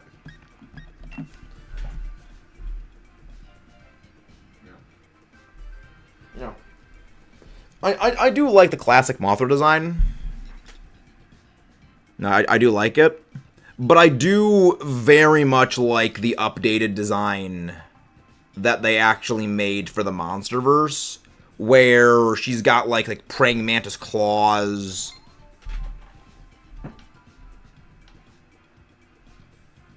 You know, I do very much like the updated design they gave Mothra, because it still holds on to the old school design, but it's a lot more, you're not aggressive, like more combat capable. That's one thing I love Batra's design. Well, do you really think? Yes, that is literally what Godzilla does, Zane. Again, Godzilla is, again, the disposition of like the grumpy grandparent in the neighborhood. Hello there, Captain Zach. Again, one of the reasons I freaking love Godzilla is, again, I just get the feeling Godzilla is tired of this nonsense, and humans just, you really gonna do this again? Because again, Godzilla also is not fully grown. Like, at this point, I believe Godzilla is like a young, like, sub-adult. Because he's still growing. Because again, we saw from the, like, the battle axe Kong has, that is a Godzilla leg bone. Well, the funny thing is, little am I, that was literally, I thank you very much for just subscribed. The funny thing is, that general disposition is literally how I used to be when I was younger. When I was knee-high to a grasshopper, when I was little Maxis, before I knew the inevitability of my own mortal coil of invariably being shuffled, I looked up to Godzilla as a role model. Which again, I kind of bring that even to this day, where like I do not let things, like, if some thing wants to be an obstruction and I am trying to do something, I will either, that thing can either get out of the way or I will go straight through it. You know, that do not let anyone try to stop you doing something. Would it be cool to have Shimo Godzilla attacking? Yes. Gosh darn humans being stupid again. Basically, Zane. Well, again, I mean, I think that's actually reasonably possible. Remember, the whole reason Shimo was doing what Shimo did was because Scar King was, again, controlling. It was not, Shimo was not malicious. So, reasonably possible.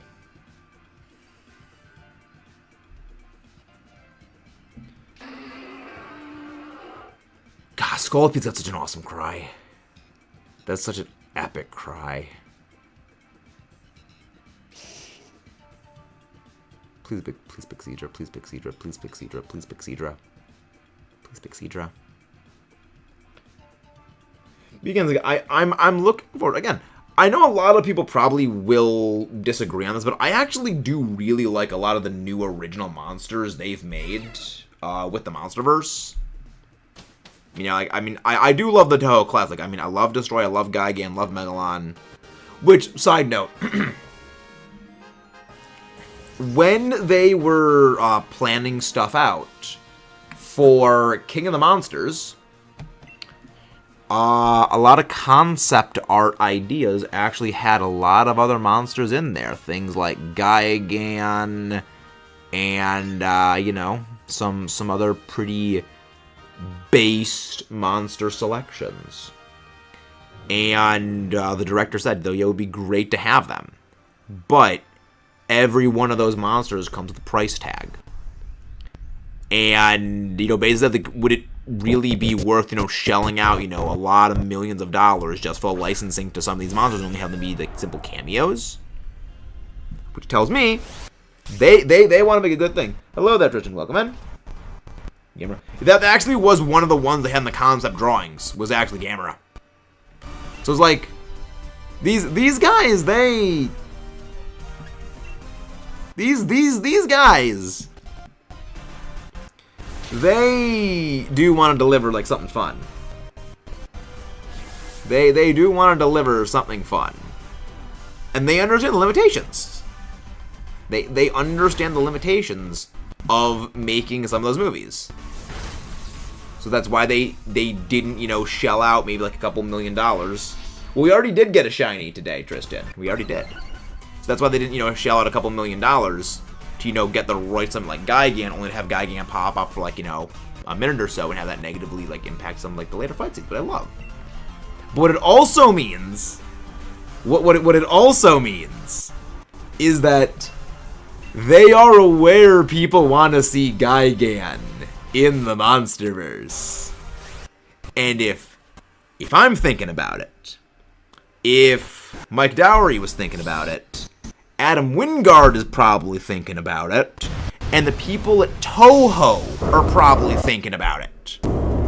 Which again leads me back to my previous statement I made like an hour ago. Well, not an hour ago. Well, not an hour ago, because like we've been live for like an hour and a half. That I said, I think it's very suspicious that they did not bring up that Ghidorah's an alien again. Again, they say, yeah, Ghidorah's an alien. And then they just drop it. They do not mention again that aliens exist. Ever again. And it's like, it's a little weird. It's like, you know, aliens exist. And they just don't talk about it. Makes you think. Makes you think a little.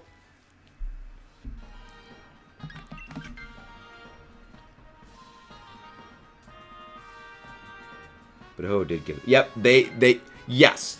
They gave permission to Legendary after King of the Mountain. Like, they gave permission relatively recently.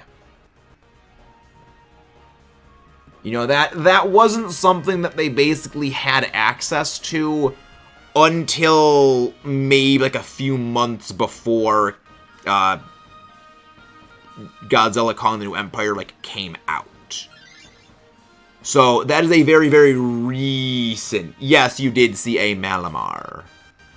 That is a very recent development.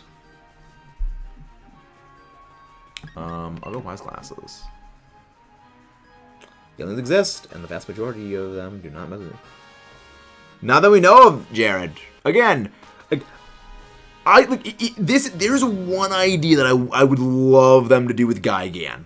Like, if they have, like, they send down Gigan, but they send down, like, classic old school, you know, goofy looking green Gigan, and he gets his ass handed to him. And so, when, you know, Gigan runs back to the alien base, wherever it came from, they repair him, and then he, you know, comes in like a Millennium Gigan, slimmed down and awesome looking. Like, that would be great. For now, I gotta say that's Malamar the Goat.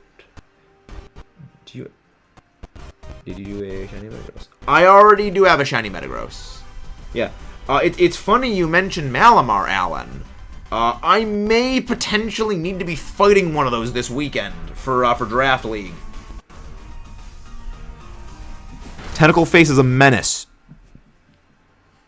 And that's all I'll say about that. Tentacle Face is a menace to society. Bing, bing, bing. Schwarge. Schwarge. Nice. Well, the range is right. I'm good to know I preferred. Yes.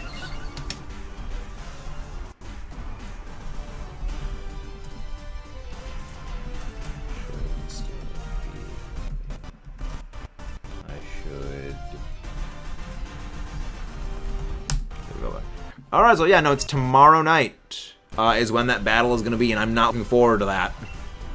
The whole reason I'm not looking forward to that, it comes down entirely. I don't want to fight Greninja. Again, the guy's got Leafeon on his team. And that Leafeon has the potential to game end my entire team. Like, I never thought I would be more terrified of a Leafeon then I would be terrified of a Thundurus. Then I would be terrified of a Greninja. But I am more terrified of a freaking Leafeon. I am terrified of the walking salad. Thank you very much, whoever just subscribed. What bad? 1v1 tentacle face. Boxing ring solo. I mean, I feel like the tentacle face would have the edge in the boxing ring. Yeah, Sword, we are doing a Pokemon Draft League. We are part of a Pokemon Draft League, the International Battle League, the International Battling League. Basically, you pick a team of between 10 to 12 Pokemon, and you fight 8 other people. And depending on how well you do in that, that determines what your placements are for playoffs. If you're in the top 8. And that battle is tomorrow. Actually, yes, that battle should be in 22 hours. Megalon. I love the Megalon. Like, well, the thing is, Megalon isn't an alien. Megalon actually is from Earth. In Godzilla vs. Megalon, it is the Cetopians that have Megalon. And they dispatch Megalon to fight the surface dwellers. However, they enlist the help of the Space Hunter Nebula M aliens for Gigan. Which is probably why Megalon's lumped in with the aliens, because he generally tag teams with the aliens. I imagine the humans in the Monsterverse are thankful for any man-made horrors beyond their comprehension, given the sheer number of natural horrors they have to comprehend.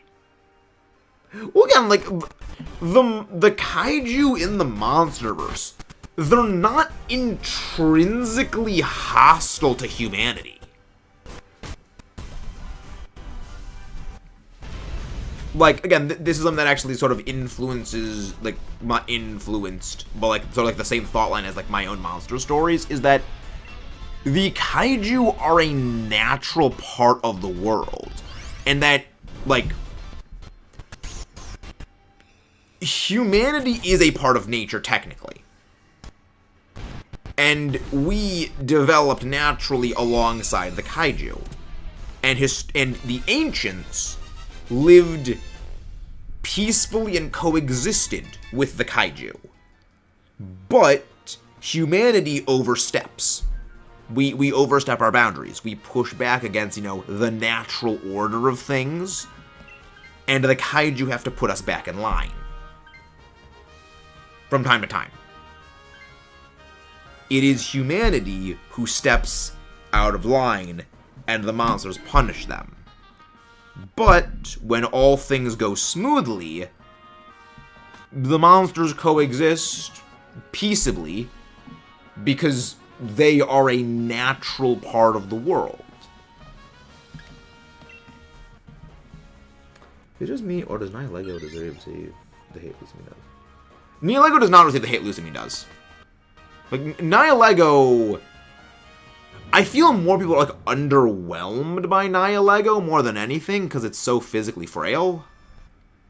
Which is, actually, I mean, Nihilego was actually pretty highly liked, especially back in, like, VGC 2017, I believe. Like, there were specific Garchomp builds running Groundium Z that were designed to take down a Nihilego through Protect, through Shookaberry, with a Tectonic Rage. So, for those who don't know what happens when you use Protect against a Z-move, is it reduces the Z-move's power to, I believe, 1/4 of its natural damage. And the Shookaberry cuts damage received in half. So, people were building a Garchomp spec'd to such an inane degree that it would overkill a Nihilego 8 times because they wanted that thing to be put into the dirt that extensively.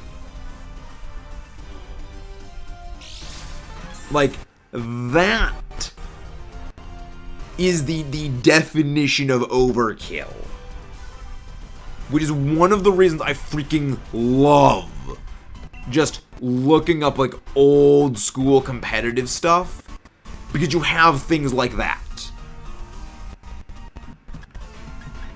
Where people are going so far out of their way to just ensure something is gone.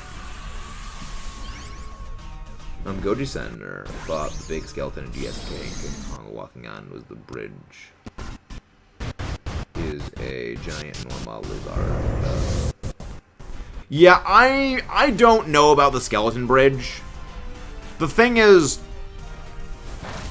again, this goes into something I said a little bit earlier, Sword Shock, is that they admitted in Godzilla X Kong, they've explored, like, not even 5% of the inner Earth yet. So, we don't know what else is inside of the inner Earth. There could be stuff bigger than Godzilla, and Godzilla himself is not even fully grown. Again, you know, I'm gonna go grab my Godzilla figure. I'm gonna go grab it because I have my Godzilla 2014 figure on the side. The axe that Kong uses is made from, like, the thigh bone of a Godzilla. You know, this bone, the bone right here in the leg. And if you actually, again, it's not even the full bone. It's like half of it. And if you actually look at, like, the size of the axe to Godzilla's leg, it's bigger. It's a lot bigger than Godzilla's leg. Which, we know that bone came from a Godzilla. Because one, I mean, how else would it be able to take the atomic energy from, you know, the Godzilla atomic blast going through it?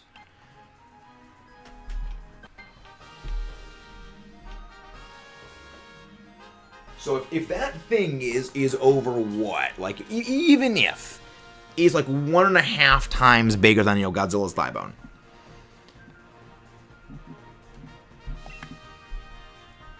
How big was that Godzilla? You know, well over what, 600-700 feet tall? And our Godzilla is, like, you know, a bit over 400 feet tall at this point. There's definitely stuff bigger than that in the inner Earth. Yeah. And again, that is lowballing it. That is lowballing it. So that bridge reasonably could be something actually pretty big. You know, that could be an actual thing. I haven't given me back. Yeah. Again. It. Again. I would love to see. Did you get the moon ball? Did you get a moon plant-sized kaiju? Probably not. Probably not. That would be interesting to say the least. Well, that's game ending. Do you have Godzilla Earth as a species of Godzilla? Well, Godzilla Earth is a different continuity version of Godzilla. That's a bit of a different thing. Godzilla Earth exists in the Netflix Godzilla movie timeline, which, again, that is itself an entirely separate group of Godzilla, which, fun fact, that version of Godzilla is a plant. Yes. There exists a Godzilla that is a tree.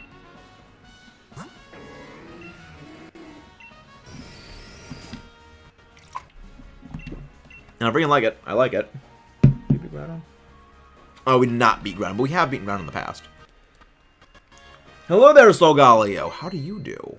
Hope you are doing very well. We are fighting a similarly sun-themed Pokemon. But yeah, Godzilla Earth is I'd say Godzilla Earth is a variant of Godzilla.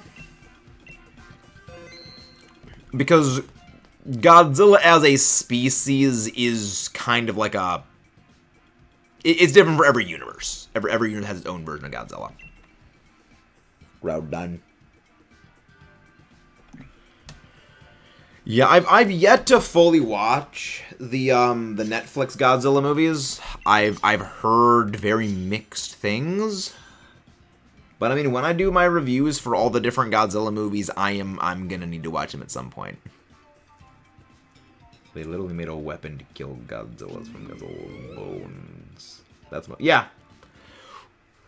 Again, like, this is one thing that I do say about Kong, is Godzilla is very intelligent. Godzilla's not dumb. He's very, very intelligent. But Godzilla has the natural healing abilities, the natural armoring from his scales, the natural muscle to bulldoze most threats with pure brute force, and the atomic breath to literally blast most threats out of existence. He doesn't need to solve things complicatedly. He doesn't need to really think too much about fighting to win. Kong doesn't necessarily have that. Kong doesn't really have natural armoring. He is, I would say, more intelligent than Godzilla, but not, like, so much so. Like, Godzilla is able to problem solve incredibly well, so is Kong. But Kong is intelligent enough to, like, communicate with humanity and recognize humanity's value, whereas Godzilla's, like, more dismissive. Again, they're both very, very intelligent for very different reasons. But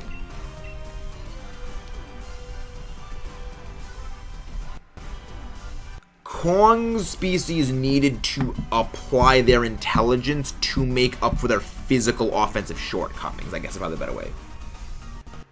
I think Godzilla is Earth's King Ghidorah. CA link code. CA link I like to think Godzilla is Earth's King Ghidorah. Let's start Kong Skull Island. Nice! I mean, I love Kong Skull Island. Like, that... Hey, what's it doing? Almost done with the Dynamite Legend of Giant. I need to get 70 giant checks for Tornadus. Come down to Zygarde and Kyurem. Nice. I mean, you're well ahead of schedule, by all things considered, considering that. Nice. Yes, Ogalia, we are doing these online. Yes, we are doing these online. But nobody has seemed to be popping into the DAs today, so we've been just doing them online with randos. Yeah, I think. Yeah, that would make sense. Though, it is important to remember there's a big distinction between Godzilla and King Ghidorah's dispositions. Ghidorah is actively seeking to go... Oh, okay, well... Depending on the controlling intelligence behind Ghidorah, because again, I still think Ghidorah is an alien bioweapon. You know, I still think Ghidorah is not just a naturally occurring planet destroyer for the funsies. I think Ghidorah is like something aliens use to go fight stuff. That's what I think. I'm doing another Diaz. So we know Solgaleo, you're right on Sun Moon, this one of Solgaleo gameplay didn't release this train with LB. It took me 205 DAs of the charm. The Johnny charm seemed longer than considering how dog to beat. Hope you get it just faster meta. Hello with Charlie. Yes, again, Groudon is again, I think Groudon is more difficult than Zygarde. I will say that. Ghidorah is biologic engineered videos. Not exactly. Ghidorah was... They never explain where Ghidorah came from in the older movies. I believe it's just a naturally roaming species out in the universe. Like, it's just a naturally roaming space monster that just exists out there, and then aliens like mind control and use it for their own purposes, rather than like it was bioengineered. That was Godzilla vs. King Ghidorah, which was the 1991 movie, which was like the future people come back in time to do it. So again, that's a whole bit of a separate can of worms. Yeah, in Godzilla vs. King Ghidorah, that's what it was, but they never explained Ghidorah's origin in the Showa movies. So, crash course for Godzilla stuff, if you, for those who don't know. The Godzilla movies are divided into 4 main eras, technically 5, but really it's 4 main eras. The Showa, Heisei, Millennium, and... I always get this one wrong. Reiwa, I believe, is the most recent one. And then there's the American ones. The American ones fall into the Reiwa era. And in the Showa movies, were the early ones, Ghidorah's an alien. They never really explain it there. Heisei movies were... I mean, the Heisei movies were a bit more grounded in reality. Yeah, a bit more grounded in reality. Good joke. Not really. But then there was the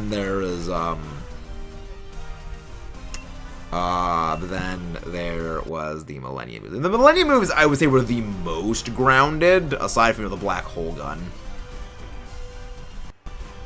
Yeah, I think they're not. Yeah, when you say like the old ones, I was like, it's not that old comparatively.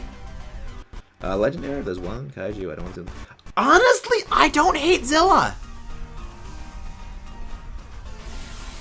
I don't think that was dumb. Yeah. Yeah, no, my good. That's good. The Skull Devil is terrifying. That it did what it was supposed to. I love the Skull Devil. Like that final fight scene in that movie is great. Nuclear Lizard. That's Groudon. Nah, it's Tyranitar. Of course I get paralyzed. Nah, it's Tyranitar. Yeah. Nuclear Lizard. Nuclear Dinosaur. I mean, again, Godzilla isn't actually a dinosaur. Is a bit of something, again, just used as a colloquialism.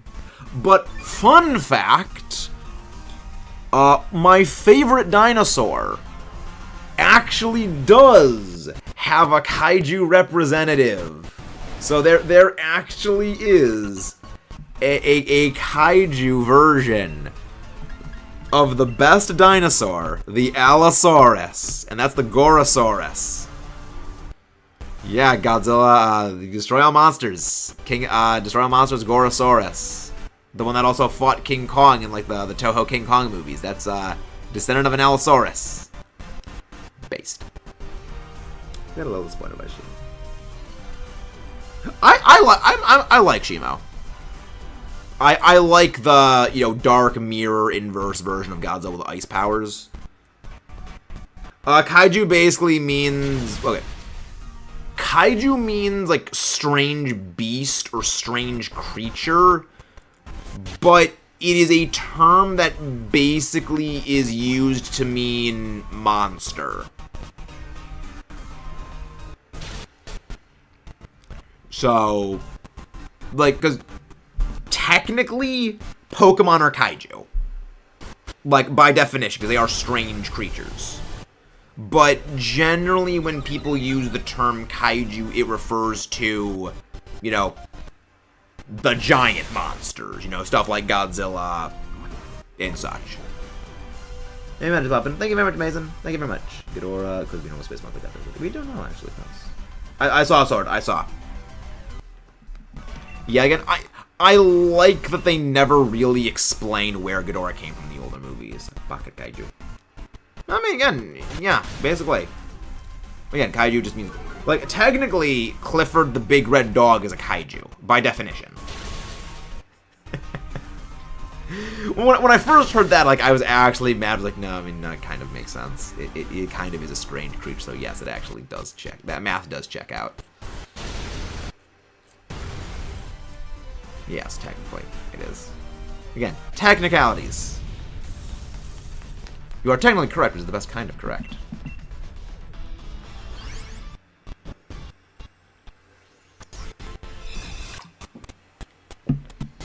I love these movies. They're great. Clifford versus Godzilla versus Kong. I mean, Godzilla would win. Like, Godzilla won in Godzilla versus Kong, which I always love. Is like... Godzilla won 2 of their 3 fights. I love Final Wars. Like, Final Wars is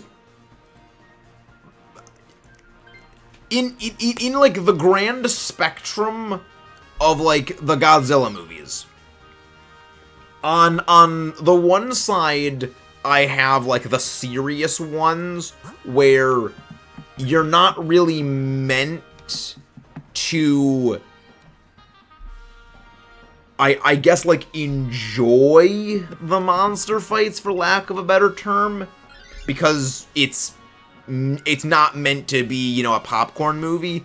On one side of that, that's the original Godzilla, and, you know, -1 also fits over there. Well, it's not quite to the extreme same end because of other reasons, but like it's sort of there. And then on the other end, I have the movies that are there for like pure fun. You know, it's spectacle. You go to just turn your brain off and just watch monsters punch each other, and that's Final Wars on one end. And I love it.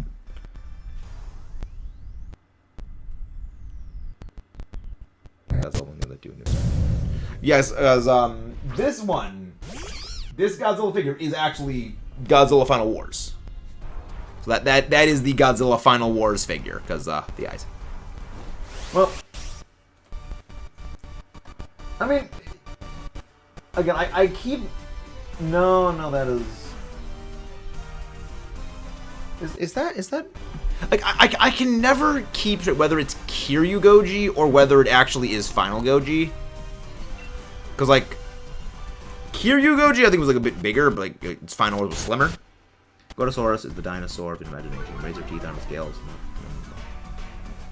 Not from the fucking Monsterverse. Well, I mean, no, there was a Gorosaurus in the old Godzilla Toho films. I remember most of the Godzilla X Con that I watched in a while. I mean, the movie just came out. You might be thinking of Godzilla versus Kong.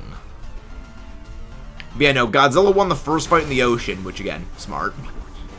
He won the second fight in Hong Kong. We won, well, the third fight, which the third fight was the second fight in Hong Kong. And the second fight was with the first fight in the Hong Kong. Kong won.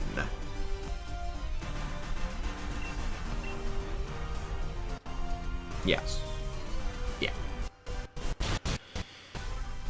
Yeah, like, one thing that I love is that the director of Godzilla vs. Kong actually said that, like, the only reason Mechagodzilla in that movie, like, stood a chance against Godzilla is because Godzilla was tired. Like, because that's one thing that so many movies do movies, comics, like, just do a horrible job of doing is, like, the power of the villain, where, you know, the villain just effortlessly beats the hero. Why? For no reason. Well, in this, Godzilla's just tired. he literally fought all night, dug a hole to the middle of the earth, fought a monkey twice, and now needs to fight this giant robot. What the frick? He just wants to take a nap. Let's take his Olympus Con. I know, Sword. I'm commenting on that. It's like, I freaking love that. It's like, again, it gives so much characterization to the monsters that when it displays things, like, it's just tired. It's annoyed. It's little moments of characterization that just make me smile. Yeah. Well, I mean, the thing is, in Godzilla X Kong, Kong is not on the surface anymore. You know, Kong was the only kaiju that Godzilla believed had a chance of, like, standing, like, Kong was the only kaiju Godzilla believed would be able to rival him. But after Godzilla thoroughly thrashed Kong twice in Godzilla vs. Kong, Godzilla knows if Kong comes back, I can take him in a fight. I don't need to worry about him. Because, after the whole thing of King of the Monsters, that was a legitimate worry for Godzilla. Because, again, Godzilla's whole thing is the natural order of the world needs to be preserved. If things get out of balance, things go bad. Which is the whole point of Ghidorah coming in and screwing things over. And which is why Godzilla basically had to go, put everything back to the way it should be. But that is like, I can rest. I don't need to worry about that. Just maintain balance. That's good. Yeah. Kong is very strong. But Godzilla is a lot stronger. Hello, Floorhead. Godzilla is just me in the morning. Yes, Godzilla is just, again, grumpy and just, do I have to deal with this again, really? I love it. Godzilla just wants some sleep. I love it. How has Ash been? Again, one thing that I love is I've actually been to the Colosseum in Rome. So, it's a special kind of just scale when you have stood next to one of those buildings and you know how big it is, and then you see this thing just still tower over. I love it. You're welcome, Ash. You're welcome. Enjoy those. Should I send those to Omar? I'm sending those to Omar. Omar needs to see them.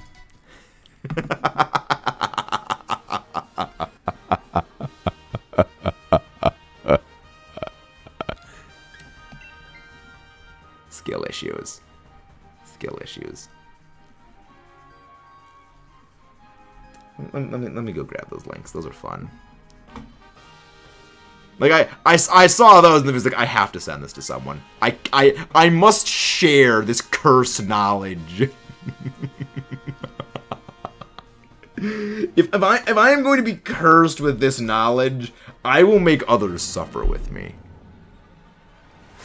Much like that one level of Black Ops 2. Suffer with me.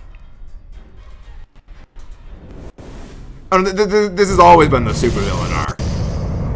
This has always been the supervillain arc. Well, whenever Ash is concerned, it's a supervillain arc. Because it's just too easy. You could always say it's a low-hanging fruit. And if you guys haven't done so already, please don't forget to subscribe for more. And leave a like on the stream if you haven't done so already. Yes, myself a girl. The reason why Scylla fought Godzilla is because Scylla was angry. Yep. Scylla just wanted to stop over for some eclairs in Rome. He just wanted some gelato.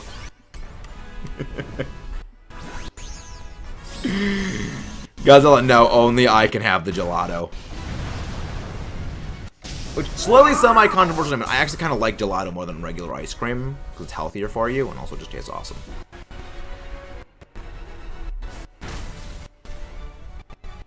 It's great. It's great. Like, again, that opening thing, Godzilla just swimming up the Tiber River, just destroying all the bridges with his spines. I've been on those bridges. It's great. It's like, again, it's when you have been somewhere and you see that in a monster movie, it is a whole different scale of impact for you. Well, Godzilla's radiation, and so eat radiation. Well, all kaiju eat radiation. They actually specifically show at one point in the movie when Godzilla demos the nuclear reactor, he is passively absorbing the radiation from the area, like, even after it starts leaking out from him breaching the reactor. He is absorbing it from the atmosphere. So, he doesn't absorb all of it, he absorbs most. Well, yeah, most of them are powered by radiation. But, again, just Godzilla's basic proximity passively absorbs the excess radiation because they use it to power themselves. Which is one of my favorite things, because there's a video I watched by Roanoke Games where he actually discussed, like, you know, how theoretically, you know, Godzilla's metabolism is powered by radiation. It basically relates it to like this. If a person lived for 80 years and had an average caloric, you know, need of, you know, what, 2,000 calories a day, and they started with, what, 3 grams of, like, uranium. By the end of their life, again, after 80 years, 2,000 calories a day, there would still be some uranium left over. Like, there was, like a significant amount of uranium, of like over 1.5 million calories left. Again, 3 grams of uranium and not all of it would be used. Yeah. So, translate that to, you know, a full, like, nuclear reactor. Multiple full nuclear reactors, and then Godzilla's passively consuming radiation. Yeah, no, Godzilla could reasonably power themselves, like, for a long time on just a relatively small amount of radiation. Do they have the Monsterverse? Oh, the funny thing is, Zane, they actually talk about that in Godzilla Kong and the New Empire. There actually is a part where one of the characters specifically mentions Kaiju insurance. Which I freaking love. Because again, this is one of the things that I've said about franchises and about series. It's when you show little things like that, it may sound stupid, but what it shows is that the creators are actively thinking about these things. That they are thinking about, how would this world operate if these things were real? It's for one of the reasons why I love that in like the X-Men First Class, it is, you know, like the CIA has their whole like special division where the mutants are. Because yes, if you had a mutant who could read minds, yes, the CIA would want that as a spy. That just makes sense. So, like, when people think about stuff like that, and it shows in the movies that when they make that, because it makes it more believable. Alright, if anybody would like to pop in for Dynamax Adventures, we are opening lobbies. I love that! Look, again, it's little things like that that I think, little touches, that, you know, movies need. Because it shows the people making them are thinking about these things. And it makes the world overall more believable. And yeah, we have open lobbies for everyone. We love it when you guys join in. So this is one of the 2 things, Omar. This is one of the 2 things. Also, Ash, there were more. There were more of those Pikachu things I didn't send you. Just so you know. There were several of them. Right, code is up. How much money if Godzilla worked as a hitman for 5 years? Godzilla wouldn't be a hitman. Godzilla would just demo the whole city. I mean, again, Godzilla is not, you know, the way I phrase it is Godzilla is not cruel nor kind. He just exists.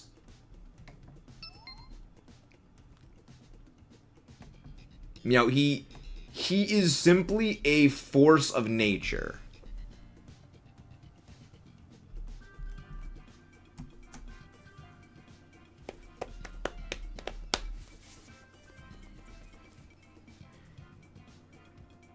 If he was, though, how much? I mean, Godzilla doesn't need money. It's more of like, you know, nuclear fuel. You know, a few strontium-laced fishing trawlers, I think, is what Godzilla would be okay with. You know, cesium and strontium-laced fishing trawlers is what Godzilla would care for most.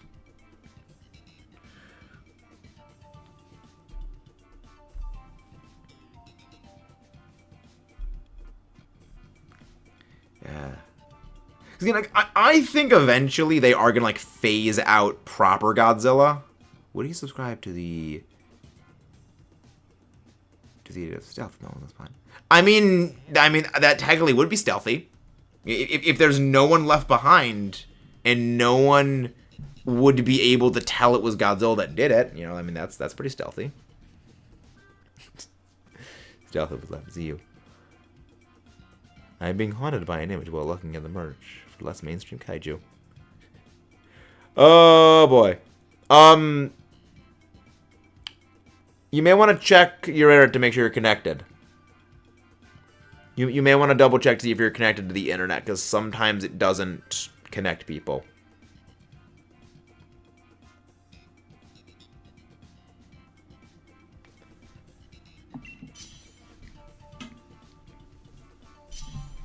Oh yes, Omar, you saw them. You saw the clips. They're great. They're fantastic, are they not?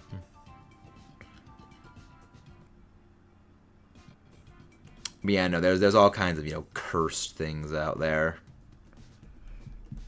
But yeah, at some point we are going to do, you know, movie reviews, because I would like to get back. It is not a curse, to said image. If Godzilla was Godzilla, would they use biradiation? Nice one, Omar. Nice. You know, I think that maybe it's something they will bring in, like, Little Godzilla or Godzilla Jr. at some point in the Monsterverse. I'd be okay with. Because, again, so long as it isn't Manila, I'm fine. Like, I freaking hate Manila. It's such an ugly design. Remember, we are going to be fighting Groudon. Honestly, Girder's not bad here. Those videos are indeed cursed, but also great. Omar, that channel is freaking amazing, and I love them. I would recommend watching them.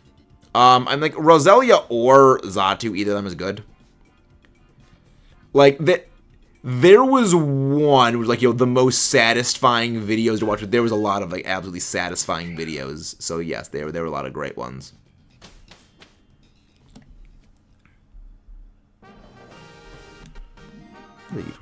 I mean, there's probably some people who do like Manila. I just don't care for Manila's design. You know, Manila's design compared to... None of these are good. Actually, yeah, we go for the floor healing on that one. Like, Manila's design compared to... I mean, for me, it's more a thing of Manila's design compared to both Little Godzilla from Godzilla vs. Mechagodzilla 2 and Baby Godzilla's design from Godzilla vs. Space Godzilla, where Little Godzilla and Baby Godzilla are the same character, but they are two very different designs. I like both of those designs. Like, I like Little Godzilla design because it actually does look like a Godzilla. Like, I recommend looking it up. I'll like looking up both of them because, again, it's the same character, just, again, a little bit different.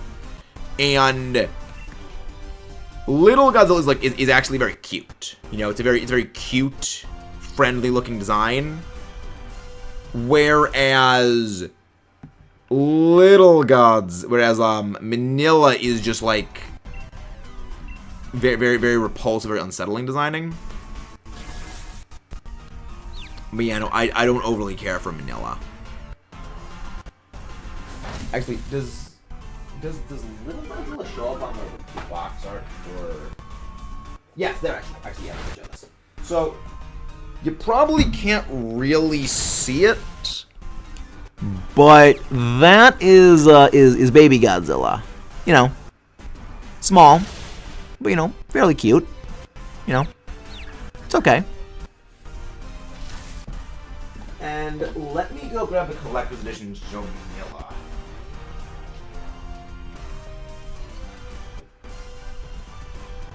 Here's Mechagodzilla.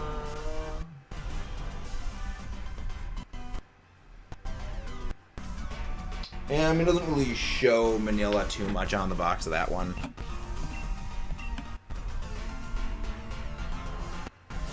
But yeah, no, it's like, you know, you compare Little Godzilla to Manila's design, it's very different. Manila. Oh yeah, Manila is funky looking. Yeah. Again, people do have different tastes on the different designs. I prefer Little Godzilla and Baby Godzilla design. Yeah, because one of the upcoming videos I was actually working on is a Godzilla design tier list. You know, it is like me going over like ranking all the different designs of Godzilla. You know, going from, say, you know, original Godzilla, because the naming scheme actually for the different Godzilla suits, the naming scheme goes in a way you probably wouldn't expect. Generally, it goes, the first part of the name is actually the name of the monster Godzilla is fighting when the first time the suit was used. So,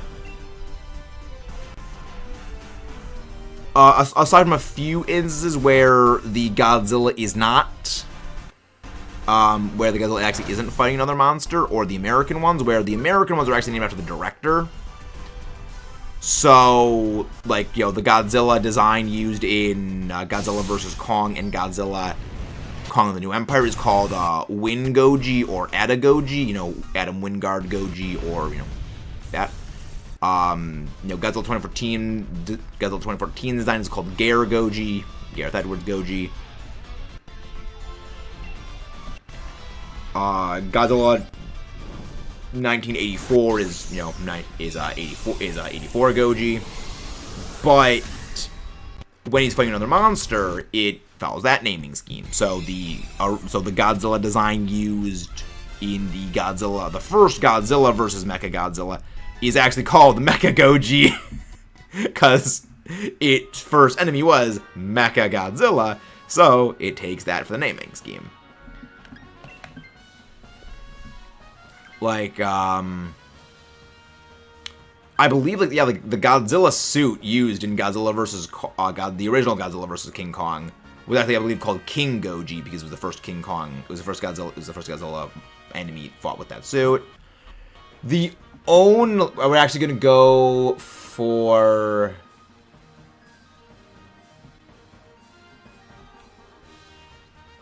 We can go for either of these. I feel like actually Whimsica's probably a little bit better. Yes, the Godzilla suit from the Godzilla Tokyo SOS in Godzilla vs. Mechagodzilla was actually called Kiryu Goji. For that reason. I actually have both of the Kiryu movies in that drawer. Yeah, no, again, the only ones is the few movies where it doesn't follow that naming scheme, like Godzilla from 2000 Millennium and Godzilla vs. Megaguirus is actually called Meyer Goji, because it's like the Japanese version of the word Millennium is where that Meyer part comes from. But there's a few little differences here and there.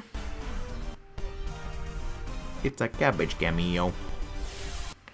Your regularly scheduled cabbage. Again, the only two that, like, don't really follow that naming scheme is the original Godzilla suit design, which is called, Shodai Goji, where that means basically first. So, you know, it's first Godzilla, you know, which that math checks out. My chat and your opinion. Yeah, I did see your chat about, you know, you like Kiryu. I did see that. Yeah, I like Kiryu too. Yeah, Kiryu is actually the Mechagodzilla figure I have about like 10 feet away. And mercilessly pummeling with Groudon. Hello there, Cameron Cox. Welcome in.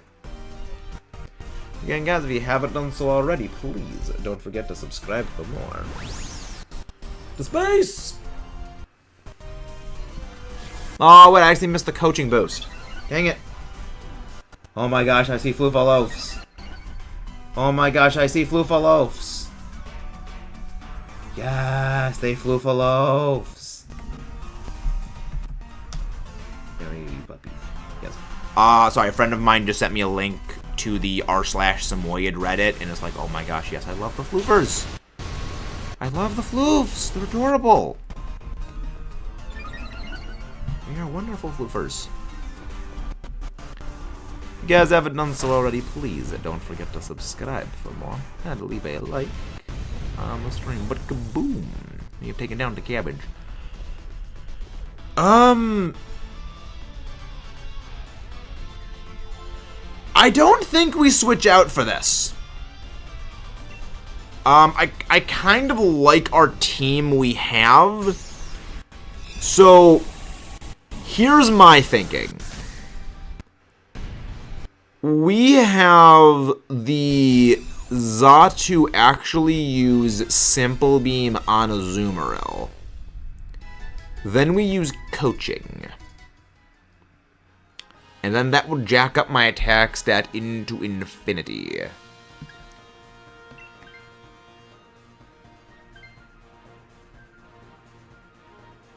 Yeah. That is the play. Dang it, I would have liked it if we got the NPC bot took that. Sadly we did not. Betties. Alright. What do we go for here? None of these options are overly great for us. The least bad is we go for the fight the Orbeetle. Orbeetle is the least bad. Can we get some baddies? We get some baddies. Let's go. Lum, Weakness, Citria, Sea Violet. You know what? I'm gonna take Lum just in case Groudon burns me with lava plumes so I don't get absolutely decapitated by that.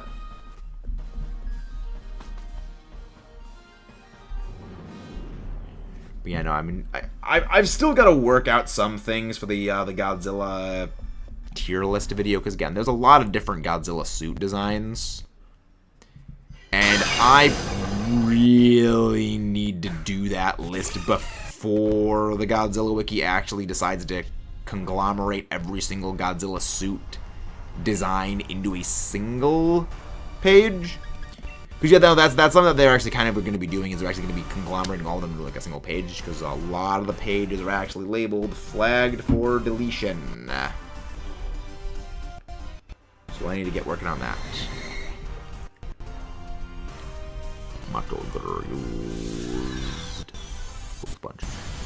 Yeah, Girder, just use Coaching. Girder, just use... Actually... Probably wouldn't even be... You just use Brick, just use Brick or Coaching. We are indeed fighting a UFO from outer space. We are from outer space. Thank you very, very, very much for whoever just subscribed right there. Thank you. Enemies of Godzilla. Oh my gosh, yes! Oh my god, yes! Echo, you beautiful, wonderful human being. Yes! I made that joke before, but I'm so glad that they found the same joke.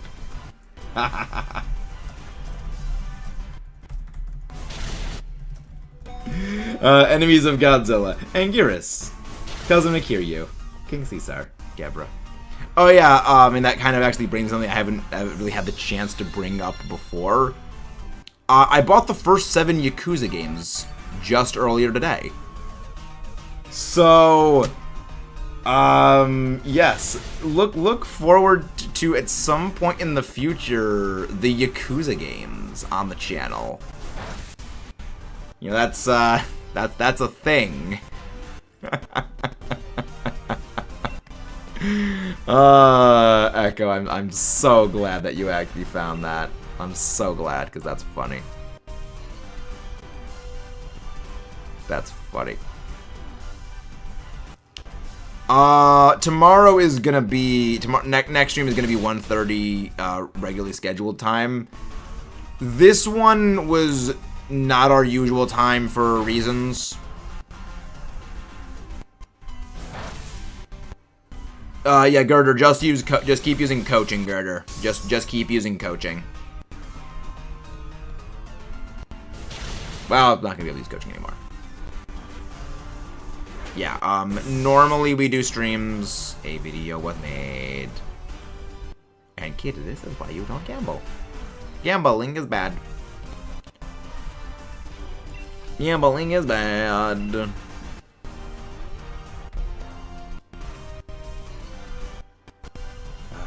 That's delightful. I freaking love this.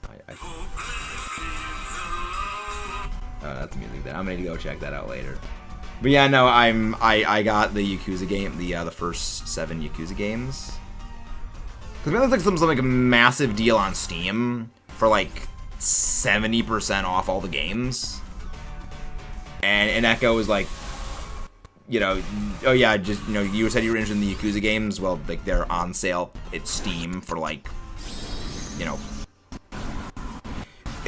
a bundle of games that is normally like $150 is like $38. It's like, you know, that's a steal. And I was already thinking about getting the games anyway, so yeah, I might as well get them now. So, wow, I'm actually surprised you survived that. I wake up at like 6. Don't call me clinically addicted to gambling. And we'll sell you from music and gamble. Maybe this. I do not know what time it is where you are right now. Because normally we go live at Eastern Standard Time. I am in crippling debt.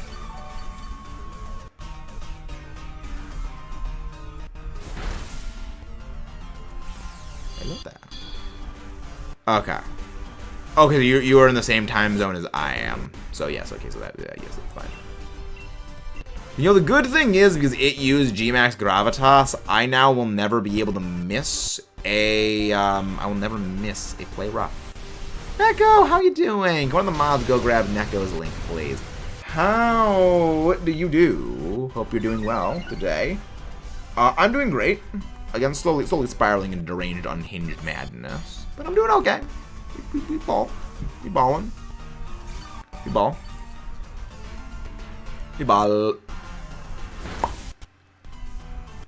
Taking the first night off since March 3rd. Nice! You deserve a night off. You deserve a night off. Maybe you should sort of... I mean, I enjoy streaming, Neko is the thing. I also, there's no breaks here. If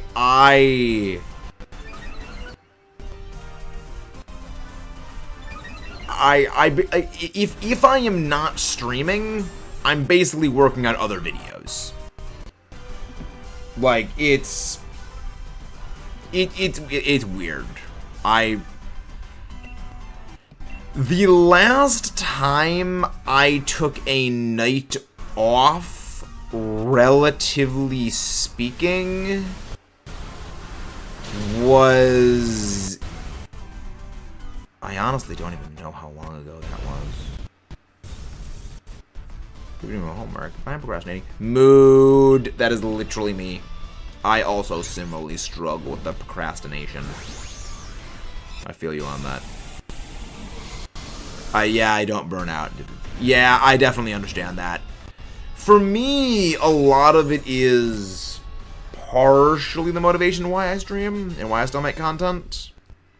But I definitely feel you on that. Like, I have at times gotten a little bit of burnout, but whenever I get a bit of burnout, I always like change things a little bit. You know, try to like figure out something else to do. Then you'll figure out another idea. All right, so Girder, use coaching the entire time against the Groudon. Zatu, use Simple Beam on me. I meet you IRL.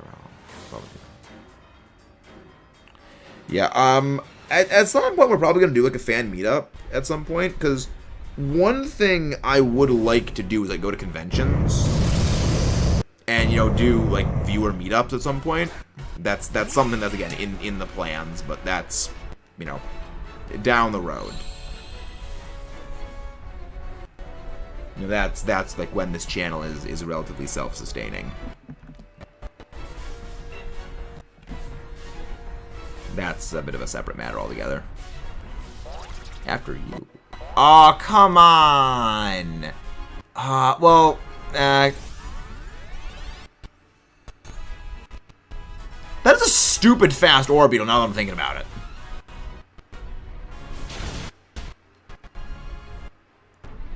Do we get burnt? We do not get burnt. You know what? I mean, I had the Lumberry just in case. We did release merchants. No. We've got. There's already merch ideas. There's already merch ideas. If you're on, I have no idea where that is. That is. I did not even know that was a street, so that is probably nowhere near me. Well, the good thing is I have. Oh, I can Dynamax now. Dynamax, kinda. Let's go. Yes, the Walking Wake Iron Leaves returns. Like, I said this a few months ago, like when we did our last Walking Wake Iron Leaves video. They're probably gonna be No, I'm not in Florida. They are probably going to be releasing Walking Wake Iron Leaves events every few months. Because one, Game Freak has realized a few years ago, like even like a decade ago. Oh, the Boost Shiny has the golden things. I mean, I've already Shiny Hunted all of those. But I did hear about that one. Just barely holding on. Just barely holding on. Let's go. Yeah, just use Psychic. Zatu, just use Psychic. But yeah, no, that I did hear about that. I haven't really been doing anything with that because I've already Shiny Hunted all of them. But also, I've been doing a lot of Draft League prep. I've been doing prep for the Godzilla videos. And I've been doing some Dynamax Adventure stuff. So I've been working on the Dynamax Adventure videos as well. We got a shiny one of those, and after I get my homework done, shiny hunting fun. What one are you gonna be shiny hunting? What will you be shiny hunting, my friend? Any 10, 20, any 1002. Slowly, we will be chipping this thing down. Come on. Hey, 1002. Slowly making our way. After you. Why does it keep using after you on that thing?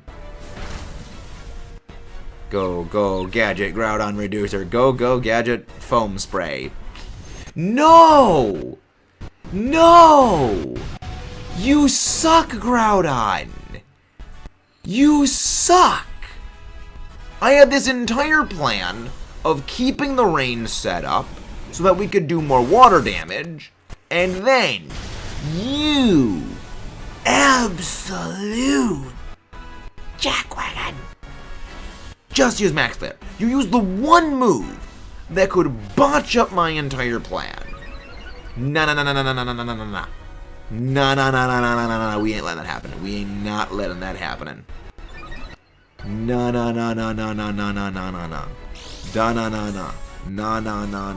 Hey. Goodbye.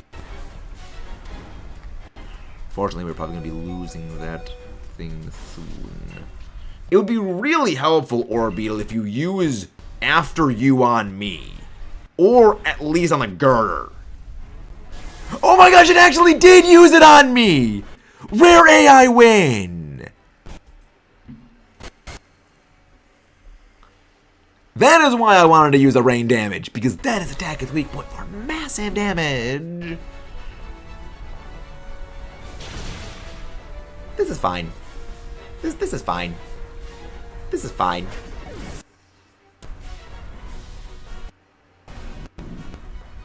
That's like 76, 75 room, and accidentally deleted it from existence, and now I need to redeem myself. I thought we still had 4 lives. No, we did not. Dang it. Dang. This is fine. This is fine. Yes, they are indeed the very, very famous last words. No shiny clink clang. No shiny whimsicott. No shiny Orbeetle. You threw the game, Orbeetle. NPC AI bot. I died to Orbeetle. Orbeetle, you AI bot. Hello there, Corbin. Welcome in. We have not gotten the Articuno yet, but we rotate our shiny hunts every day. We do our rotating hunts. So, actually, tomorrow is going to be our Articuno hunt again. Again, if anybody would like to join the Dynamax adventures, feel free to pop in. This may end up being our final Dynamax adventure of the night, because we did decent work today. But yeah, the Groudon DAs are pretty difficult. Yeah, Orbeetle just absolutely through. Alright, 1:30 p.m. Eastern Standard Time is when we go live. Bum, bum, bum. But, you know, Articuno is going to be an easy one to do. It's going to be a very easy one to take down. Possibly, we may do some later night shiny hunting. Possibly. Possibly.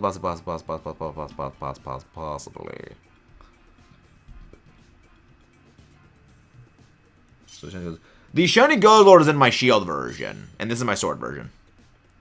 You AI bot. As opposed to a non-AI bot. Yes. Yes. So the Articuno before this stream, we started it when I was in school. I didn't see it. You remember, tomorrow's a Saturday. It's one special mission. Rare Pokemon catch.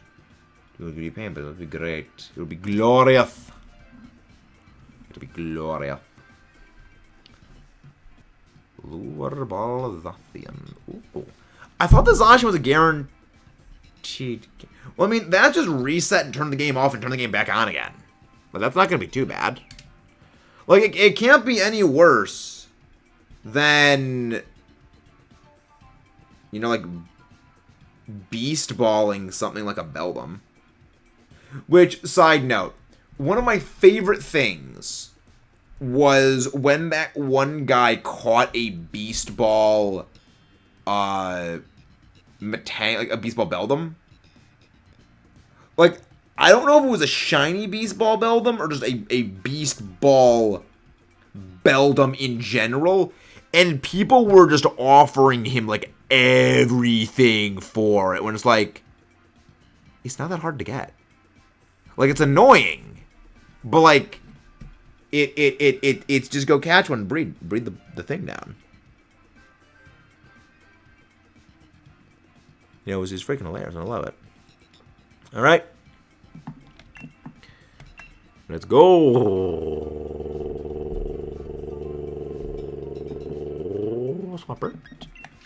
Swampert, let's go. All you need is 999 beast balls. So, we mentioned this last time. Honestly, I feel like Senna-Scorch is not a terrible pick here. But, I mean, the Pilot's one is the best one. Pilot's one's the best one. I do not play Mario Kart. I do not play Mario Kart. Maybe we will play Mario Kart at some point. Ooh, Basque Fish. I see a Basque Fish. We go for the Basque Fish. So, we go Basque Fish. Yes, we go Basque Fish. We go Basque Fish. Comfey, and then we go for the Dreadnought. And Scream Tail in a dream ball with a dear heart. It was a mission that was worth everything. You're still crazy, Omar. Like, the fact that you caught, what, like 30-something Scream Tail before you finally got the 0 attack one? You're crazy. Like, I respect the length you went to. And again, they're doing it legit. 80. Wow. Again, beyond respect for doing it legit. But again, you're crazy. Like, you are a madman. That isn't even 3 boxes of Screamtail. Look like Basque Fish. Yeah, I know, but again, Basque Fish is still good. Like, adaptability Basque Fish is still a heckin' unit. Yeah, we're gonna go raid somebody after this. We're gonna go raid somebody after this. So, We switch out the Miltank for Bascufish. We switch out Miltank for Bascufish. Then we switch out Centiskorch for Comfey. Nobody switches out for the Dreadnought. But we hope the bot takes that. We hope the AI bot takes that. And again, if you guys haven't done so already, please don't forget to leave a like, subscribe for more, and let us know how you guys have been doing today. Because you guys are the ones that make all of this stuff possible. And we quite literally couldn't do without any of you. Many thanks to all of you. But yeah, we're gonna go. I need to go find out who to go raid, because there's indeed some people who could be raided today. Because we don't normally raid around this time.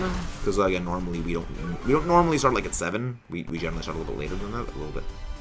Well, no, we generally start at a bit of time. You know, we don't go later, but then you know it was 11, so we might catch some people. We might catch someone. If I might TV remote. And people say they look at 0 competitive physical attack with man and boy, they prove them wrong. Yeah, exactly. Again, I respect the going out of the way. I respect that. Let's go find a go away.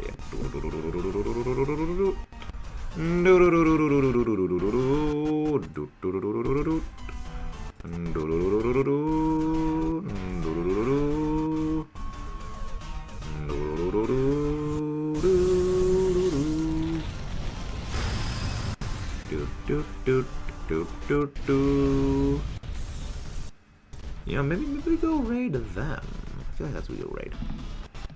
And again, if you guys haven't done so already, don't forget to subscribe for more. Liquidate the application. Remember, we switch out the Miltank here. We switch out the Miltank. Do-do-do-do. Do-do-do-do-do. Do-do-do-do-do.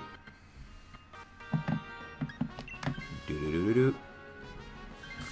Do-do-do-do-do. See, there's somewhere I was probably gonna go raid. Let's see, where is that ace train? Go for the Comfey.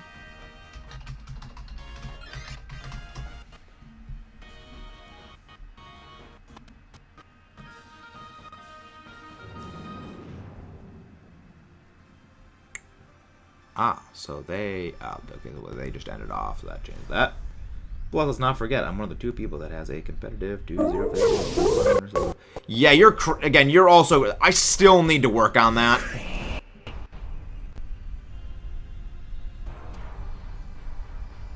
Like, I still need to work on that. Because I haven't done the Blood Moon Beast quest in this game. So, that is a guaranteed catch, right? That thing is a guaranteed catch, right? Like, again, I still need to work on that one.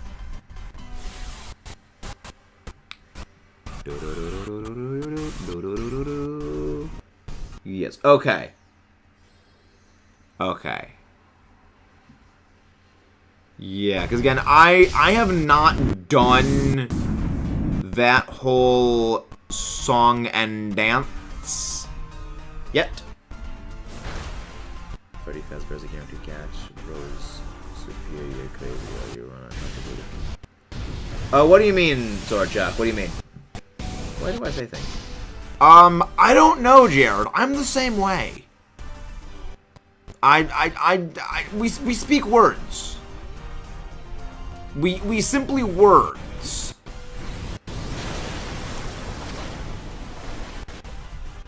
We words. Whether words make sense or not, we words. The good thing is I actually use the special attack Black Doom. You know, some say it's a skill issue. I say it's an existence problem. 5 turns in Trick Room. Like 1 turn Magic to Annihilation. I mean, I once pulled off single battle Trick Room. I've pulled off single battle Trick Room once. Hello there, Aaron Jarvis. We don't ask what Omar's on because it's Omar. We don't ask questions. We don't ask questions. Sometimes it's better not to ask. So, fun thing, it is actually better to go with your fire type move next turn against the Comfey. It does more damage. But believing in yourself, ignoring reality. I wanted some of the craziness. So, this is a thing to know about the max moves when using Max Knuckle and Max Ooze. If you have a neutral stab,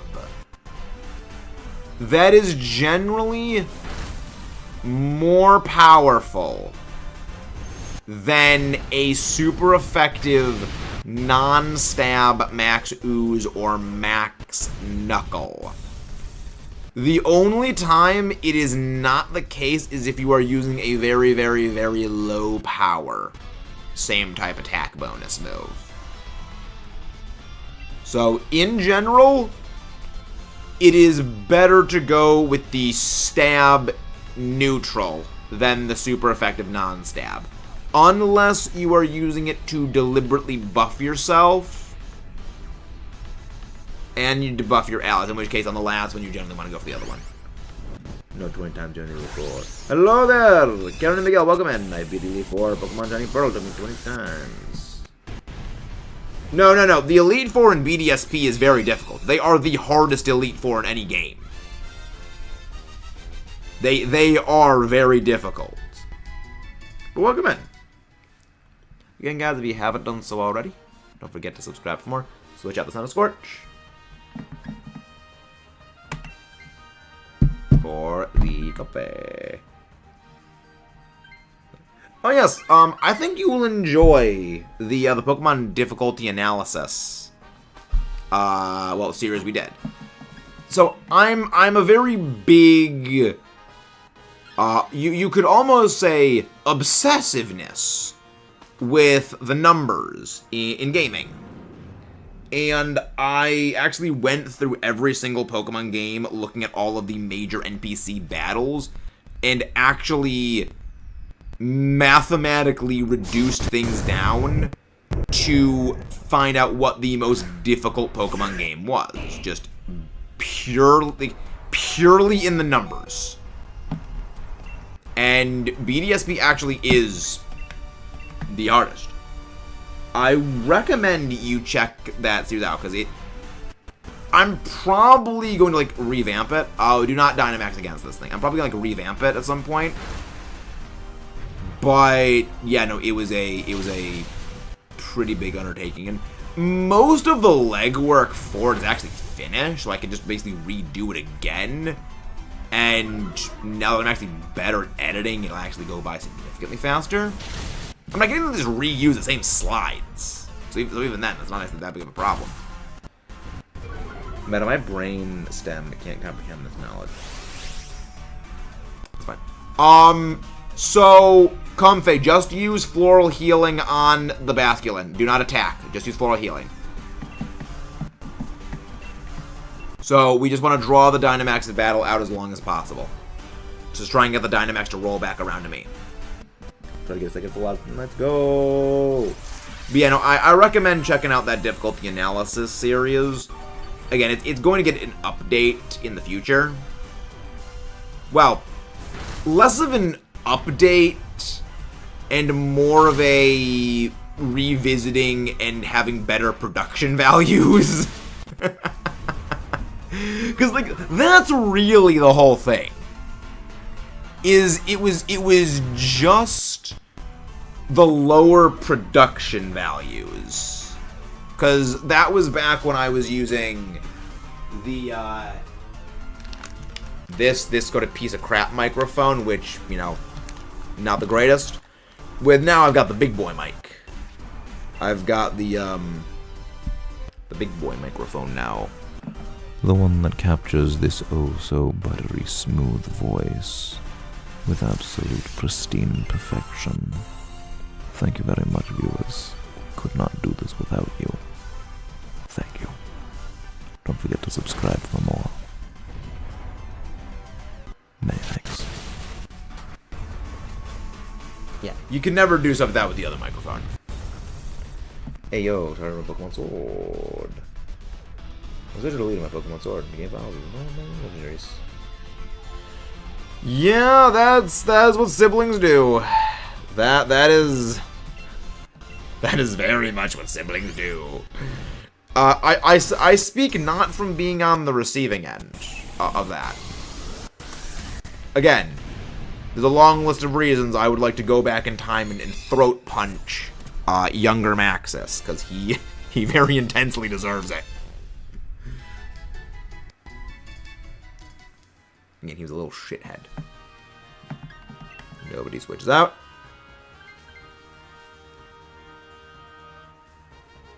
Nobody switches out. Why does it have strong jaws for its ability? I mean, it has no biting moves in here, though. Okay, so now we just go all-out attack on this thing. We just go all-out attack. The Dynamax plan is going to be the Dynamax on the Swampert. And we try to take down this overgrown lizard. Hello there, lizard. So a pig mammoth, an axolotl, a fish, and a flower wreath walk up to Godzilla. That's the joke.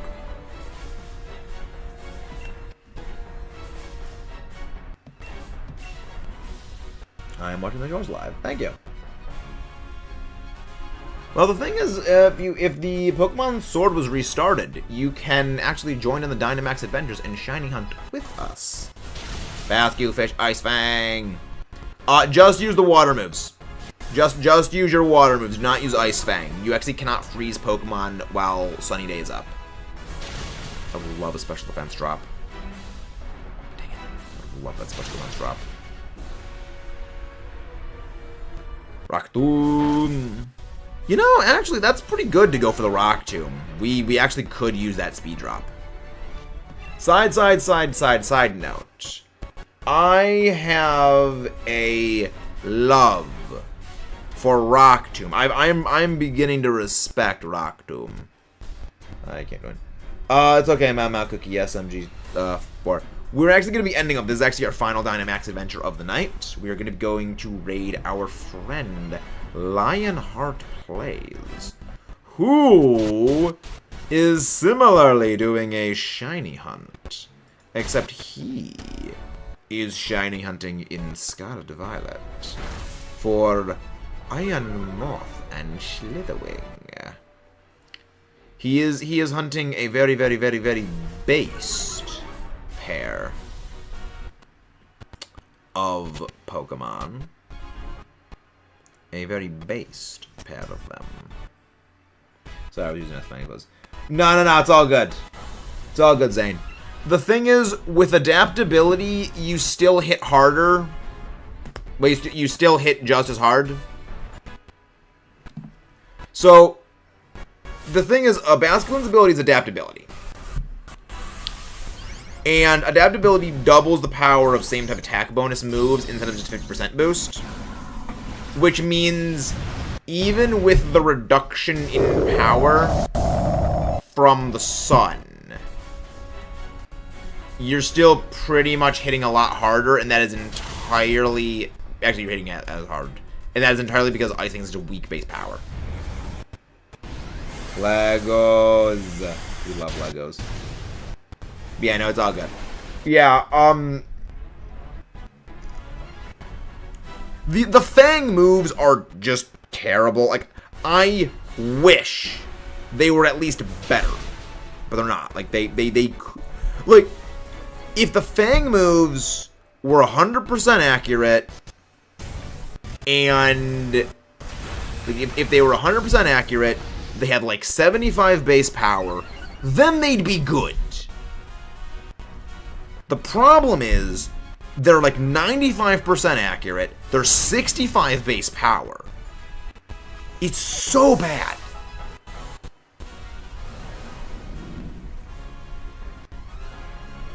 Like, I want to love the Fang moves, but it is so hard when they are so bad. Like, Strong Jaws kinda sorta makes them okay. That helps. Like, Strong Jaws can sorta kinda help, but not really enough. You know, like, they need something more. But thank you very much, whoever has subscribed if they haven't done so already. You guys are the ones that make all of this possible. We chunk it! The burns don't matter. We are not Pokemon that are physical attackers. And I dodged. You can't hit us, Groudon! You need glasses! See this? You need these, Groudon. You need a pair of these. Brainy specs.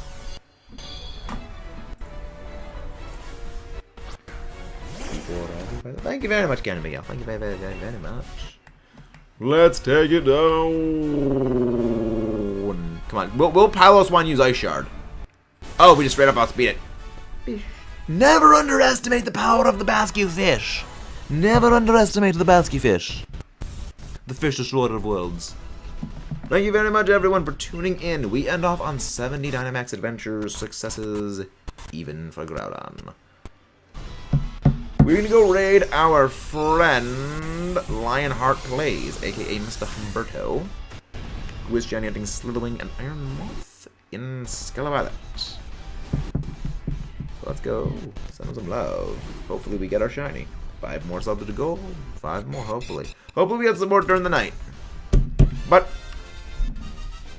this was a great day so far. This was a fantastic day. Considering we've been getting like a mega sub purge lately, this was a very, very good thing.